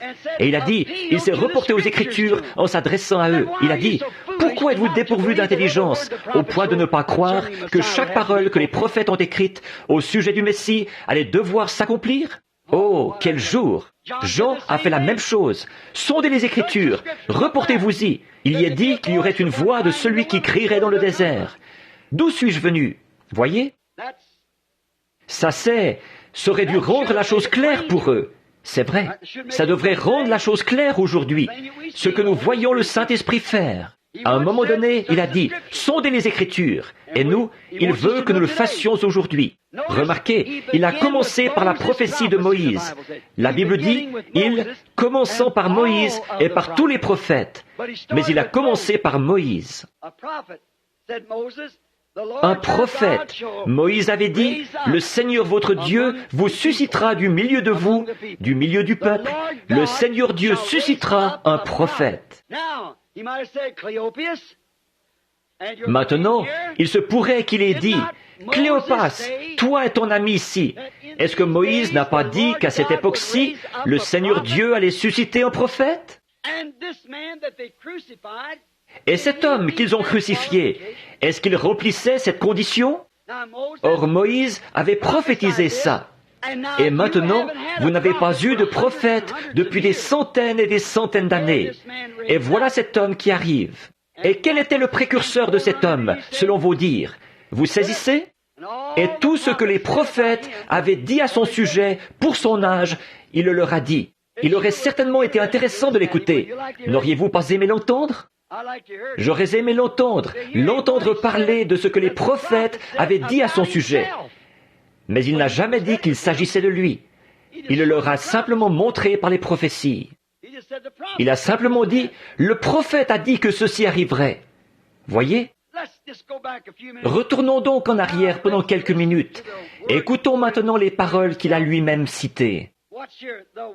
Regardez bien ici, c'est la parole elle-même qui cite la parole qui le concerne, lui. La parole elle-même cite la parole qui le concerne, lui, sans leur dire qu'il était celui-là, mais en laissant simplement la parole parler d'elle-même. Alors ils reconnaîtraient qui il était. La lettre de la parole, citant la parole dans la chair, citant la parole sous forme de lettre, qui s'identifiait pleinement avec lui. Regardez bien maintenant, écoutons-le, il cite. Comment? Bon, nous savons qu'ils avaient été mis bien au courant des derniers événements, à savoir la crucifixion et l'histoire de la résurrection du sépulcre, comme nous venons de les lire. Maintenant, il va tout droit à la parole de prophétie qui le concerne. Maintenant, supposons qu'il ait dit ceci. Il a dit beaucoup plus que ceci, mais observez. Disons que nous l'entendions dire, prenez Zacharie 11:12. Le Messie ne devait-il donc pas être vendu, selon le prophète, pour 30 pièces d'argent? Vous venez de dire que cet homme a été vendu pour 30 pièces d'argent. Prenez, est-ce que vous notez ces passages de l'Écriture? Zacharie 11, 12. Et ensuite il a dit, avez-vous remarqué ce que David a dit dans les psaumes, le psaume 41, 9? Il allait être trahi par ses amis. Et puis encore, dans Zacharie 13, 7, il a été abandonné par ses disciples. Et dans le psaume 35, 11, accusé par de faux témoins. Vous venez de dire qu'il l'a été. Ésaïe 53, 7, il était muet devant ses accusateurs. Ésaïe 50, 6, on l'a flagellé, a dit le prophète. Psaume 22, il devait s'écrier sur la croix, « Mon Dieu, pourquoi m'as-tu abandonné ?» Est-ce qu'il l'a fait avant-hier après-midi? Encore au psaume 22, 18, ils se sont partagés ses vêtements. Est-ce qu'ils l'ont fait? Et le psaume 22, 7 à 8, ses ennemis, l'Église, se sont moqués de lui. Encore au psaume 22, aucun os de son corps ne devait être brisé, mais ils ont percé mes mains et mes pieds, il a dit, en tenant ses mains derrière lui sans doute à ce moment-là. Ésaïe 53, 12 dit qu'il mourrait entre des malfaiteurs. Ésaïe 53, 9 dit qu'il a été enseveli parmi les riches.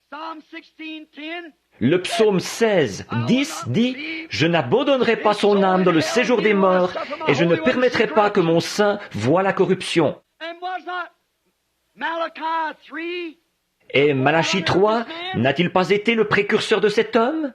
Oh, que j'aurais aimé l'entendre citer ça. Regardez les prophéties.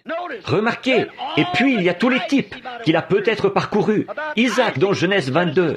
Dieu avait préfiguré par Isaac comment Abraham le père avait pris son propre fils, lequel avait porté le bois jusqu'au sommet de la colline, et il avait offert son propre fils. Maintenant, ça commençait à les pénétrer. Il leur avait déjà dit qu'ils étaient des hommes sans intelligence pour n'avoir pas considéré la prophétie qui s'appliquait à ce jour-là. Et maintenant, ça commençait à pénétrer. Ils ont commencé à voir l'accomplissement de toutes ces choses qui étaient arrivées dans les quelques derniers jours, dans les 2 ou 3 dernières années. La prophétie pour cet âge, confirmée. C'est alors qu'ils ont reconnu que leur ami crucifié, Jésus, en avait accompli chaque parole. Oh, c'est alors qu'ils ont reconnu que cet homme-là était vraiment le Messie, qu'il devait ressusciter des morts. La tombe ne pouvait pas le retenir. Je ne permettrai pas que mon sein voie la corruption. Il n'y a pas une seule parole de prophétie qui puisse jamais faillir. Il est bel et bien ressuscité. Donc ces messagers qui étaient au sépulcre ce matin avaient raison. Il est ressuscité des morts. Il est vivant. Il est bien le Messie. Pourquoi? Ne manquez pas ceci. Ses actions, son ministère et tout ce qu'il a fait a été confirmé comme l'accomplissement des paroles exactes que le prophète avait annoncées pour ce jour-ci. Avec ça, c'est accompli. Alors, ils ont reconnu que c'était lui, leur ami crucifié, Jésus, qui avait accompli ça. Pas étonnant que leur cœur ait brûlé au-dedans d'eux lorsqu'il leur parlait. Maintenant, ils avaient fait 6 000 à pied, et ça semblait être peu de temps. Et voici une autre chose qu'ils avaient faite.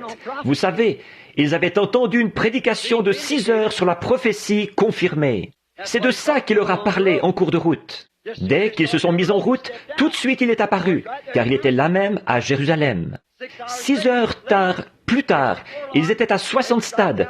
Ils avaient parcouru 6 000 sur la route, jusqu'à Emmaüs. C'est à ça que ça correspond. Et il avait prêché sur la prophétie confirmée pendant 6 heures. Alors, ne me condamnez pas que je prêche 3 heures, voyez-vous. Voyez? Mais remarquez, ils avaient prêché, ils avaient entendu une prédication de 6 heures sur la prophétie prouvée, confirmée. Maintenant, le temps du soir approchait. Vous savez, il est le même hier, aujourd'hui et éternellement. C'est alors qu'il leur a ouvert les yeux pour qu'ils reconnaissent que, Hébreux 13:8, il est le même hier, aujourd'hui et éternellement. Au temps du soir, les événements sont rendus clairs par la prophétie. Ce qui se passe en cette heure contemporaine peut facilement être identifié si seulement vous croyez la prophétie de l'heure. Oui, hommes sans intelligence, lents à comprendre, lents à croire. Vous êtes toujours en réflexion là-dessus, à croire que tout ce que les prophètes avaient dit au sujet du Messie, ne fallait-il pas que ça se produise ? Alors, il a repris tous ces points et il a montré ce que le prophète avait annoncé comme devant se produire. C'est là qu'ils ont commencé à comprendre. Alors, il a dit, il a fait comme s'il allait continuer son chemin. Il l'aimait bien, cet homme. Ils ont dit, tu nous as appris quelque chose. Nous n'avions jamais pensé à ça. Il est vivant quelque part. Ils étaient en train de lui parler. Ils ne le savaient pas. Alors, et sans doute qu'il les a regardés avec tristesse, et il s'est mis à poursuivre sa route. Mais il attendait qu'il l'invite. C'est ce qu'il attend ce soir, que vous l'invitiez. Remarquez, quand ses disciples l'ont eu invité à prendre part à leur communion autour de la table, c'est alors qu'il a fait quelque chose exactement comme il l'avait fait avant sa crucifixion. Et leurs yeux se sont ouverts. Ils connaissaient sa façon de faire, son style. Ils connaissaient ses gestes. Et il a fait là exactement comme il avait fait auparavant. Et ils ont dit, c'est lui! Et ils se sont levés promptement pour le proclamer à grands cris, et il est disparu. Et alors qu'ils avaient mis 6 heures à écouter cette prédication, peut-être qu'en 20 minutes, ils étaient retournés d'un pas léger pour dire aux autres, il est réellement ressuscité, il est vraiment vivant. Mes amis, ceci est l'accomplissement de Malachie 4, de Luc 17, de Jean 15, de temps d'Apocalypse 10, de tant de prophéties qui peuvent être rattachées avec précision à ce jour-ci. Et aussi dans le livre de Marc et dans Matthieu, où il a dit qu'il y aurait ces grands signes et prodiges qui apparaîtraient dans le ciel. Et les gens appellent ça des soucoupes volantes. Elles peuvent disparaître par la puissance et à la vitesse de la pensée. Une intelligence qui peut venir là. Il peut écrire, il peut parler, il peut faire ce qu'il veut. La grande colonne de feu, le même hier, aujourd'hui et éternellement. Et des phénomènes qui se produisent sur la terre. Des pyramides de fumée qui montent dans l'air très haut, là où il ne peut y avoir de l'humidité ni rien, à 30 000 d'altitude. Il avait été prédit 1 an et demi avant que ça arrive, qu'il en serait ainsi. Ensuite, tournez la photo et voyez qui est celui qui regarde en bas. Il n'y a pas une parole qui ait jamais failli de tout ce qui a été annoncé. Et voici la parole écrite de Dieu qui confirme que c'est la vérité. Et c'est de nouveau le temps du soir. Je me demande s'il voudrait bien revenir, par sa grâce, ce soir, et faire quelque chose maintenant comme il l'avait fait à l'époque. Prions et demandons-le lui. Les événements rendus clairs par la prophétie confirmée. Dieu Tout-Puissant, aide-nous. Aide-nous, Dieu bien-aimé, à comprendre les choses que nous devrions connaître, à comprendre ta parole. Et maintenant, Seigneur, nous avons entendu des prédications depuis près de 2000 ans maintenant, des choses écrites dans des livres. Et en ces derniers jours, voici que c'est redescendu peu à peu jusque-là. Et maintenant, le temps du soir approche. Les méthodistes, les baptistes, les presbytériens et beaucoup d'autres, au cours des âges, ont parlé avec toi. Et peut-être tout simplement sur le chemin de ce grand jour, qui n'a été ni jour ni nuit, comme l'a dit le prophète. Mais au temps du soir, il y aura de la lumière. Jésus est ressuscité de la tombe. Il est apparu à Simon et aux femmes et leur a montré qu'il était vivant. C'était le matin. Et puis le soir, il est encore revenu. Mais tout au long du jour, il a quand même marché avec eux, leur reprochant leur aveuglement. Mais ensuite, il s'est fait connaître à eux au temps du soir. Ô Dieu, viens prendre part à notre communion ce soir, que nous avons autour de la parole. Ô Dieu, les gens ont tant de peine à croire ceci aujourd'hui, mais je suis reconnaissant qu'il y en ait que tu as appelés et que tu as destinés à la vie éternelle. Et tu as dit, tous ceux que le Père m'a donnés viendront. Et maintenant, alors que les lumières du soir brillent, alors que tu n'as pas permis, Seigneur, qu'une seule prophétie sur les centaines qui ont été données faillisse, pas une seule fois, alors, assurément, que si cela établit une identité, ça ne peut être que toi, parce que personne ne pourrait être aussi précis. Tout comme la Bible, aucun homme ne pourrait écrire, personne, dans l'espace de 1600 ans, avec 40 écrivains différents, ne pourrait écrire sans qu'il s'y trouve une seule erreur. Dieu bien-aimé, je te prie de te manifester ce soir, comme Hébreux 13:8, que tu es le même hier, aujourd'hui et éternellement. Et les œuvres que tu avais faites à l'époque, tu les fais aujourd'hui. Et tu l'as promis. Tu as dit qu'en ces derniers jours, alors que le monde se retrouve dans le même état que Sodome et Gomorrhe, la perversion, nous voyons ces garçons, ils ressemblent tant aux filles, ils s'habillent comme elles, et nous voyons les filles qui essayent de se comporter comme des garçons. Et nous voyons les femmes et les hommes dans cet âge perverti. Nous voyons que le sex-appeal est devenu une idole qu'on adore. L'Évangile a été poussé de côté et la nudité introduite dans l'église de Laodicée. Ô Dieu, quelle heure! Viens, Seigneur Jésus, fais-toi connaître à nous, car nous le demandons au nom de Jésus.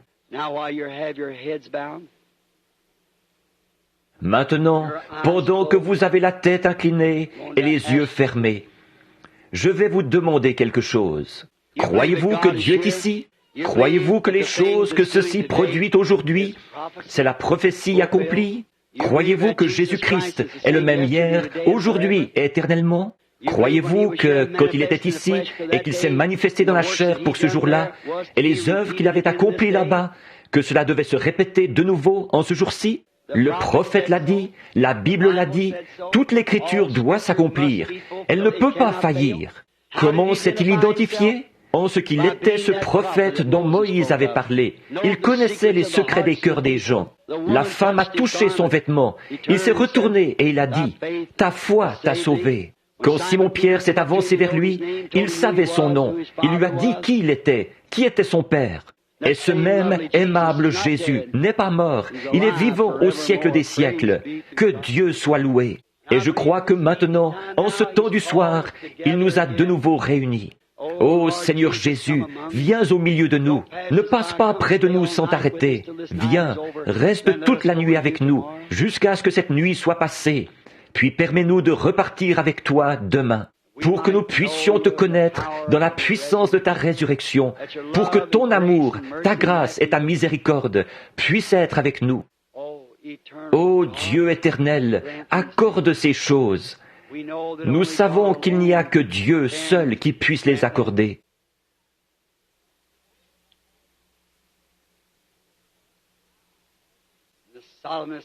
Dans la solennité de cette heure, que nous disions ceci. Dieu notre Père, notre chair est une piètre demeure pour toi. Mais Seigneur, que ta grâce sanctifiante, que ton Saint-Esprit vienne maintenant. Purifie-nous de tout doute et de toute frustration, de tout soupçon et de toute trace de scepticisme qui pourrait se trouver en nous, pour que nous puissions être libres, en n'ayant aucun doute, que nous confessions avec assurance comme Pierre, « Tu es le Christ, le même hier, aujourd'hui et éternellement. » Nous croyons que ta parole est la vérité, Seigneur. Permets-nous simplement de voir, avant de commencer cette ligne de prière, Seigneur, fais-toi connaître à nous. Comme tu l'as dit, ce qui arriva du temps de Lot, alors qu'Abraham, ce groupe appelé à sortir, attendait un fils promis. Lot était là-bas à écouter un Billy Graham contemporain, et un Oral Roberts qui s'adressait à cette dénomination établie là-bas comme une nation. Mais Abraham était un résident temporaire, sans organisation, seulement ce petit groupe qui allait çà et là dans le pays qu'il devait hériter. Et ceux qui sont doux hériteront la terre. Un jour, à l'ombre d'un arbre, pendant qu'ils étaient assis à se reposer, Dieu est descendu sous la forme d'un homme. 2 anges sont descendus à Sodome. Et Dieu, dans la chair humaine, a prouvé que c'était lui. Il a dit, « Abraham, où est ta femme Sarah ?» Quelques jours auparavant, il était Abram. Et S-A-R-A-I, Sarai, non pas Sarah, princesse. Et tu l'as appelée par son nom de princesse, la fille d'un roi. Tu as appelé Abraham par son nom, Abraham, père de nations. Et tu as dit, je vais te visiter. Ô Dieu, comme le cœur de ce prophète a dû bondir. Il a reconnu qui tu étais juste à ce moment-là. Ce n'est pas étonnant qu'il t'ait lavé les pieds, qu'il ait sorti toute la nourriture qu'il avait, la meilleure, et qu'il l'ait mise devant toi. Il savait que c'était Dieu qui était là. Alors il a dit, « Où est Sarah ?» comme s'il ne le savait pas. Et Abraham lui a dit, « Il est dans la tente, elle est dans la tente derrière toi. » Et tu as dit ce qui allait arriver, et elle, dans son cœur, elle en a douté. Et alors tu as dit à Abraham, « Pourquoi Sarah a-t-elle douté de ça, en disant dans son cœur, « Ces choses ne sont pas possibles. Y a-t-il quelque chose qui soit trop difficile pour Dieu ?» Ô Dieu, Jésus, Dieu manifesté de la parole, tu as dit, ce qui arriva du temps de Sodome. Le monde serait dans cet état-là juste avant la destruction du monde des nations, la dispensation des nations. Nous en sommes là, sodomites jusqu'à la moelle. Et alors, tu as dit que le Fils de l'homme, ce qui se rapporte toujours à un prophète, serait révélé à cette heure-là. Accomplis tes paroles, ô Dieu. Nous, tes enfants qui croient, nous attendons avec des cœurs sincères que tu nous donnes la foi, Seigneur, pour que, quand nous aurons la ligne de prière, les gens croient. C'est le temps du soir, Père, que les lumières du soir, du Fils de Dieu, celui qui était et qui est et qui vient, qu'il se manifeste par la prophétie qu'il a faite. Au nom de Jésus-Christ, Amen. Je suis maintenant prêt pour prier pour les malades.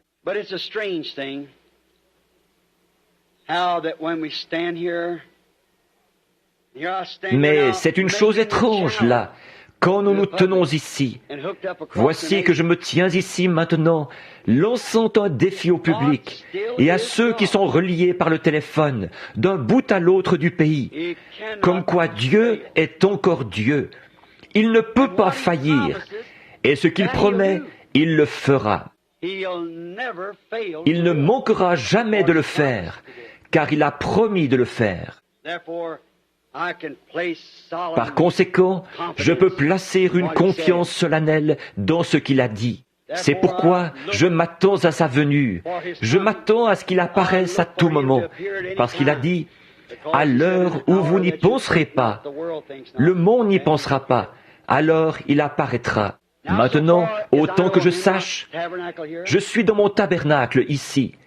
Et il y a effectivement quelques personnes assises ici que je connais. Frère Wright, quelques-uns de ceux qui sont assis ici, juste par ici, eux je les connais. Mais il y a beaucoup d'entre vous que je ne connais pas. Et je ne peux aucunement affirmer que Dieu fera ceci ce soir. Nous le voyons le faire depuis des années et des années. Mais il se pourrait qu'il ne le fasse pas ce soir. Je ne sais pas. C'est à lui de décider. Il est souverain. Il fait ce qu'il veut. Personne ne peut lui dire quoi faire. Il demeure seul dans sa volonté et dans ses voies. Mais parce qu'il l'a promis, je lui demande de le faire. Pas dans notre intérêt, parce que nous en avons besoin, mais plutôt dans l'intérêt, peut-être, de quelques nouveaux venus. Que le Saint-Esprit puisse être oint, maintenant mettre son onction sur nous. Maintenant, peu importe combien il peut moindre, il faut qu'il vous oigne, vous aussi, c'est certain, pour que vous croyiez. Maintenant, je veux faire une ligne de prière et je veux prier pour les malades autant que je le pourrai. Maintenant, nous pouvons soit former une ligne, appeler les gens et les faire monter ici, une ligne de prière, et prier pour tout le monde ici qui est malade, je suppose. Faire venir mes frères ministres ici à nos côtés et vous imposer les mains. Ça, nous pouvons certainement le faire. Ou bien, nous pouvons demander à notre Père, qui est le seul qui soit capable de tout faire pour vous. En effet, mes mains ne sont que celles d'un homme comme vous, les hommes. Mais ce qu'il y a, c'est que ce n'est pas la main humaine qui produit cela, c'est la parole de Dieu. C'est la foi dans cette parole qui produit cela. Il n'y a rien de scientifique là-dedans. Ce n'est pas scientifique du tout. Il n'y a pas une seule chose que le chrétien ait dans son armure qui soit scientifique. Le saviez-vous? L'amour, la joie, la paix, la longanimité, la bonté, la douceur, la bienveillance, la patience, la foi, le Saint-Esprit, tout cela n'est pas perçu par la science. Et c'est la seule chose qui soit réelle et durable. Tout ce que vous voyez vient de la terre et retourne à la terre. Mais les choses que vous ne pouvez pas voir de vos yeux, mais que vous voyez se manifester elles-mêmes, c'est ça le monde éternel. Croiriez-vous, si Dieu voulait bien se manifester et montrer qu'il est ici vivant, faisant les mêmes choses qu'il avait faites au commencement, après ce message, accepteriez-vous cela comme votre guérison? Puisse Dieu l'accorder. Maintenant, je demande à n'importe quelle personne dans la salle, peu importe qui vous êtes ou d'où vous venez, je vous demande seulement de croire solennellement que ce message est la vérité. C'est ça le message que Dieu a dans sa Bible pour cette heure-ci. C'est que Jésus-Christ est ici ce soir et qu'il est vivant. Maintenant, presque, vous tous, vous me connaissez. Je suis ici dans la ville même où j'ai été élevé. Je n'ai même pas complété mes études primaires. C'est l'exacte vérité. Et vous me connaissez depuis assez longtemps. J'espère que j'ai vécu devant vous de manière à vous démontrer que je suis honnête et sincère. Je ne suis pas un hypocrite. Même mes critiques ne disent pas ça. Eux, ils disent simplement, vous n'êtes pas un hypocrite, mais vous êtes tout simplement dans l'erreur. Vous êtes simplement dans l'erreur par ignorance. Ce n'est pas volontaire. Je ne pense pas que je sois dans l'erreur par ignorance, parce que la parole de Dieu rend témoignage de mon message, et elle devrait vous déclarer de qui il s'agit.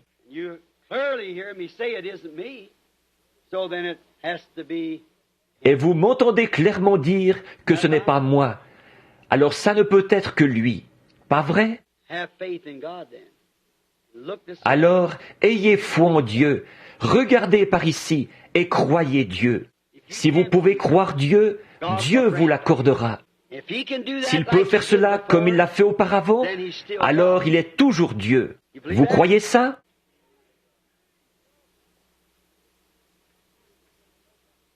Vous le croyez? Une dame assise ici devant moi, qui me regarde, les larmes aux yeux, sincèrement. Je ne sais pas qui elle est, je ne l'ai jamais vue. Je vous suis inconnu. D'après vous, est-ce que Dieu connaît le secret de votre cœur, vos désirs, votre péché, ou ce qu'il peut y avoir?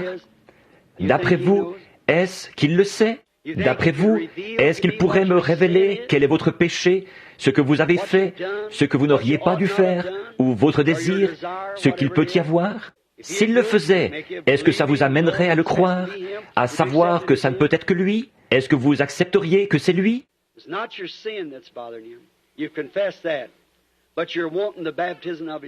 n'est pas votre péché qui vous tracasse. Vous l'avez confessé. Mais ce que vous désirez, c'est le baptême de son Saint-Esprit. Vous le recevrez.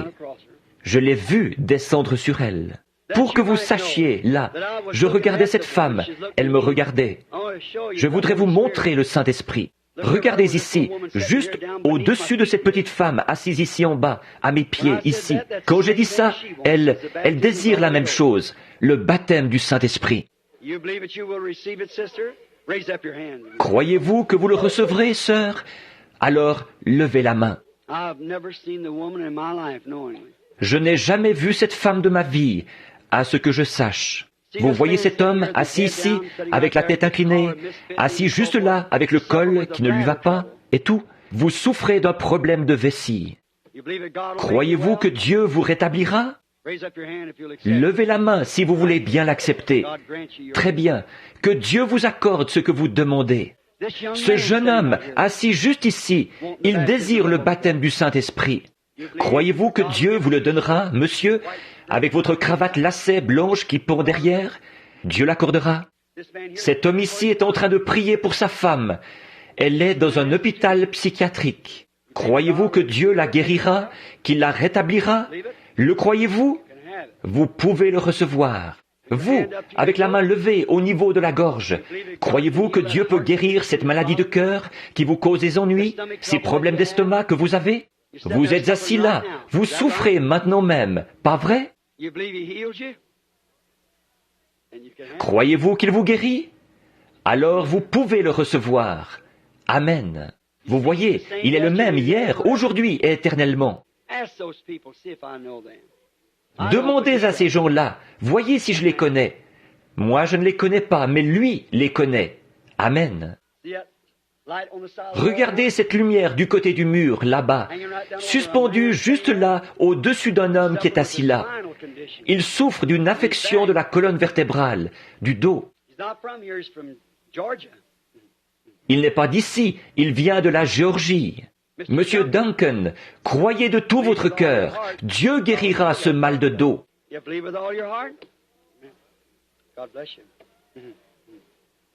Vous croyez de tout votre cœur? Que Dieu vous bénisse. Voici un homme assis tout au fond, ici, qui a mal au dos. Il me regarde. Je ne le connais pas, mais c'est Monsieur Thompson. Vous croyez? Levez-vous, monsieur, là-bas, pour que... Je vous suis inconnu.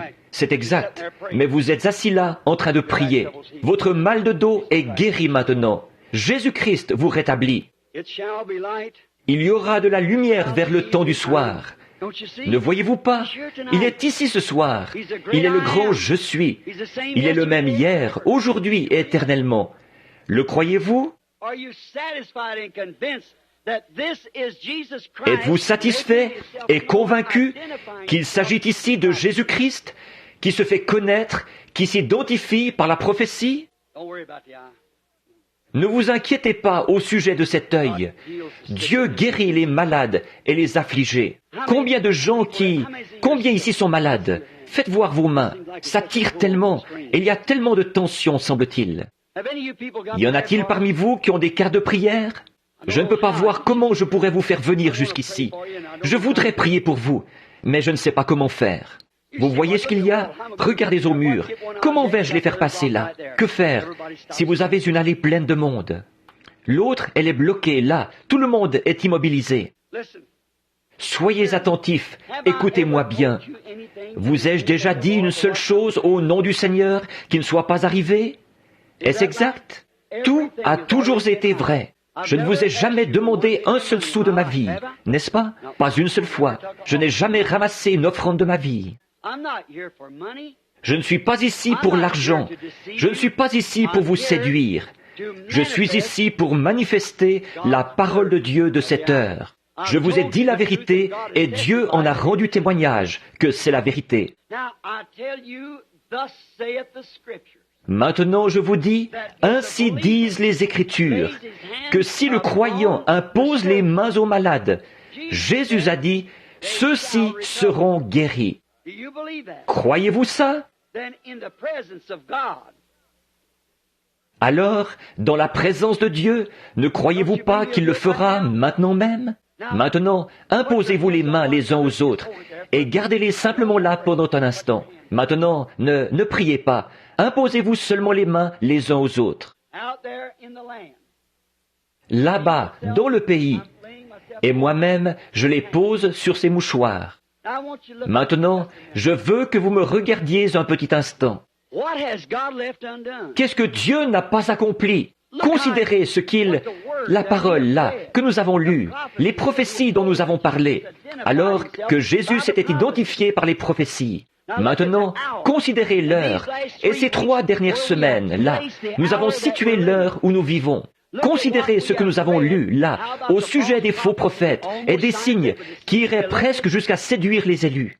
De la parole qui était manifestée, du Dieu de cet âge qui a aveuglé le mensonge, les cœurs des gens. Et Dieu lui-même qui a dit par ses prophéties que ces choses se produiraient dans cet âge de Laodicée. Il n'y a rien qui n'a pas été accompli. Dieu est ici, exactement le même Dieu qui a parlé à ces gens en route vers Emmaüs, qui s'est identifié par les prophéties qui avaient été prédites à son sujet. Il est ici ce soir, identifiant sa présence par les prophéties prédites pour cet âge-ci. Il est le même hier, aujourd'hui et éternellement. Pouvez-vous le croire? Alors, imposez-vous les mains les uns aux autres. Ne priez pas pour vous-même, mais à votre propre manière, priez pour cette personne à qui vous avez imposé les mains, parce qu'elle prie pour vous. Maintenant, regardez, ne doutez pas. Et maintenant, si vous pouviez voir ce que je suis en train de regarder, et vous savez que je ne vous mentirai pas debout ici. Si vous pouviez voir et que votre foi pouvait attirer ce glorieux Saint-Esprit qui se déplaçait là-bas dans les airs, dont la science a pris des photos, et que vous le voyez se mouvoir dans ce bâtiment, essayant simplement de trouver un lieu où se poser, essayant de trouver un lieu dans lequel s'ancrer. Croyez-le seulement, mon frère. Il l'a prouvé par l'Écriture et tout, que c'est vrai. Maintenant, priez avec sincérité pour cette personne sur laquelle vous avez posé les mains. Elle prie pour vous. Bien-aimé Jésus de Nazareth, certes, nous sommes conscients, Seigneur, par la parole que tu es ici, par la promesse que tu es ici. Là où 2 ou 3 sont assemblés en mon nom, je suis là au milieu d'eux. Et voici les signes qui accompagneront ceux qui auront cru. S'ils imposent les mains aux malades, ceux-ci seront guéris. Partout là-bas où l'on est relié par le téléphone, puisse le glorieux Saint-Esprit entrer dans chaque assemblée. Puisse la même sainte lumière que nous regardons ici même dans l'Église, puisse-t-elle tomber sur chacun d'eux sans exception, et puisse-t-il être guéri en ce moment. Nous réprimons l'ennemi, le diable, en présence de Christ. Nous disons à l'ennemi qu'il est vaincu par les souffrances subies pour autrui, la mort du Seigneur Jésus et la résurrection triomphale le 3e jour, et par la preuve qui a été faite qu'il est ici parmi nous ce soir, vivant après 1900 ans. Que l'Esprit du Dieu vivant remplisse chaque cœur de foi et de puissance et de vertus guérissantes issues de la résurrection de Jésus-Christ, celui qui est identifié maintenant par cette grande lumière qui tournoie dans l'Église en sa présence. Au nom de Jésus-Christ, accorde-le pour la gloire de Dieu. Puissent ces mouchoirs sur lesquels nous prions, puissent-ils parvenir aux malades et aux affligés auxquels ils sont destinés. Le même Saint-Esprit qui est ici maintenant, en train de s'identifier, puisse-t-il s'identifier sur chaque patient sur lequel ces mouchoirs seront posés. Puisse la présence de Dieu remplir tellement leur cœur de foi que la maladie de leur corps sera guérie. Nous demandons ceci pour la gloire de Dieu, dans la présence de Jésus-Christ et au nom de Jésus-Christ. Nous le demandons en tant que serviteurs de Jésus-Christ. Amen. Maintenant, du fond de votre cœur, peu m'importe ce qui n'allait pas en vous, pouvez-vous, du fond de votre cœur, croire de tout votre cœur que la parole de Dieu vous a accordé ce que vous aviez demandé? Je crois que chaque main, autant que j'ai pu voir, s'est levée. Si vous le croyez, alors souvenez-vous, c'est terminé. Vous là-bas, reliés par le téléphone, si vous avez cru de tout votre cœur, pendant que les ministres vous imposent les mains et que les bien-aimés vous imposent les mains, si vous croyez de tout votre cœur que c'est terminé, c'est terminé. Le glorieux Saint-Esprit, il est ici dans le tabernacle ce soir. Je l'ai vu se mouvoir au-dessus des gens. Il s'est montré ici du côté du mur et il est descendu sur un homme. Il est descendu ici et il a parcouru le bâtiment en faisant connaître les secrets des cœurs, l'identification de sa présence pour montrer qu'il est le même hier, aujourd'hui et éternellement. Il est au milieu de nous. Il est Dieu, le Dieu infaillible. Et notre cœur ne brûlait-il pas au-dedans de nous? Et ne brûle-t-il pas maintenant de savoir que nous sommes maintenant dans la présence de Jésus-Christ ressuscité, à qui soit la gloire et la louange au siècle des siècles, qui est l'empreinte du tout-puissant Jéhovah, qui est descendu sous forme d'une colonne de feu dans un buisson ardent pour attirer l'attention d'un prophète,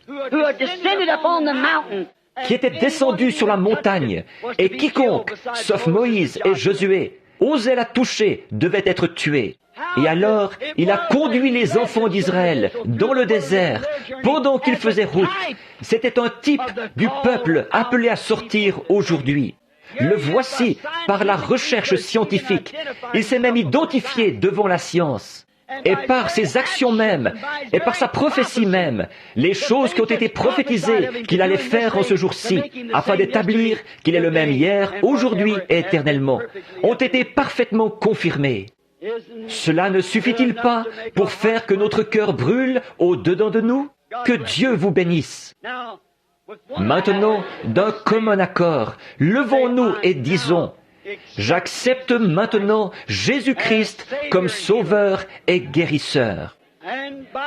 Et par sa grâce, à partir de cette heure, ô Dieu, qu'aucune incrédulité n'entre jamais dans mon cœur, car j'ai vu la prophétie de ce jour-ci accomplie.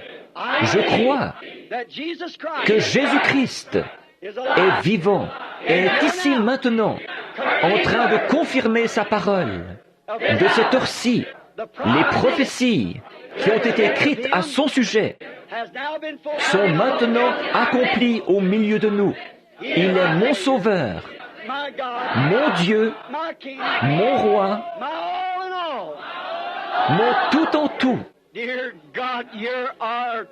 Dieu bien-aimé, écoute notre témoignage et donne-nous jour après jour le pain de vie. Et nous t'offrons la louange, ô Dieu, du fond de notre cœur.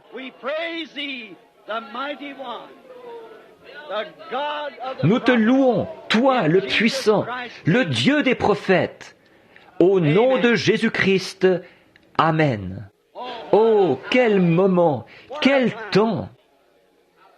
Only believe, only believe,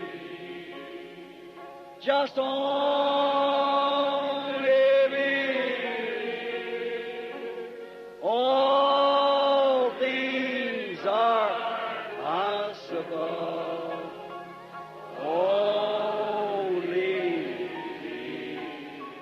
Nous pourrions le chanter comme ceci.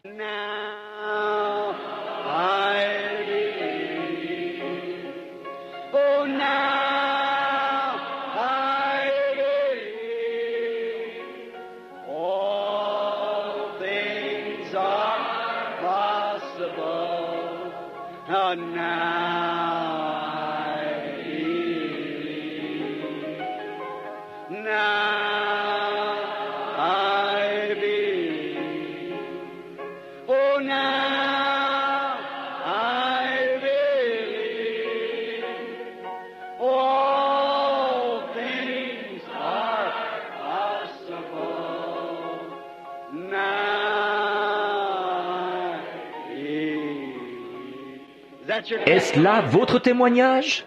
Maintenant, pendant que nous courbons la tête.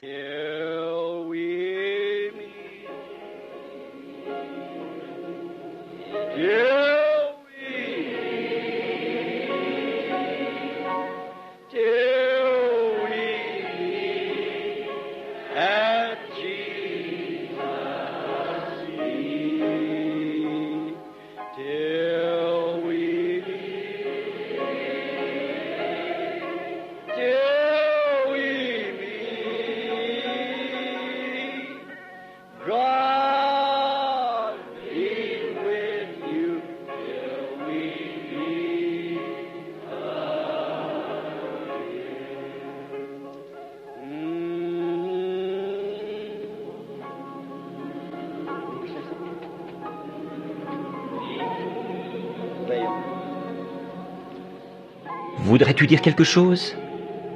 Vail? At Jesus.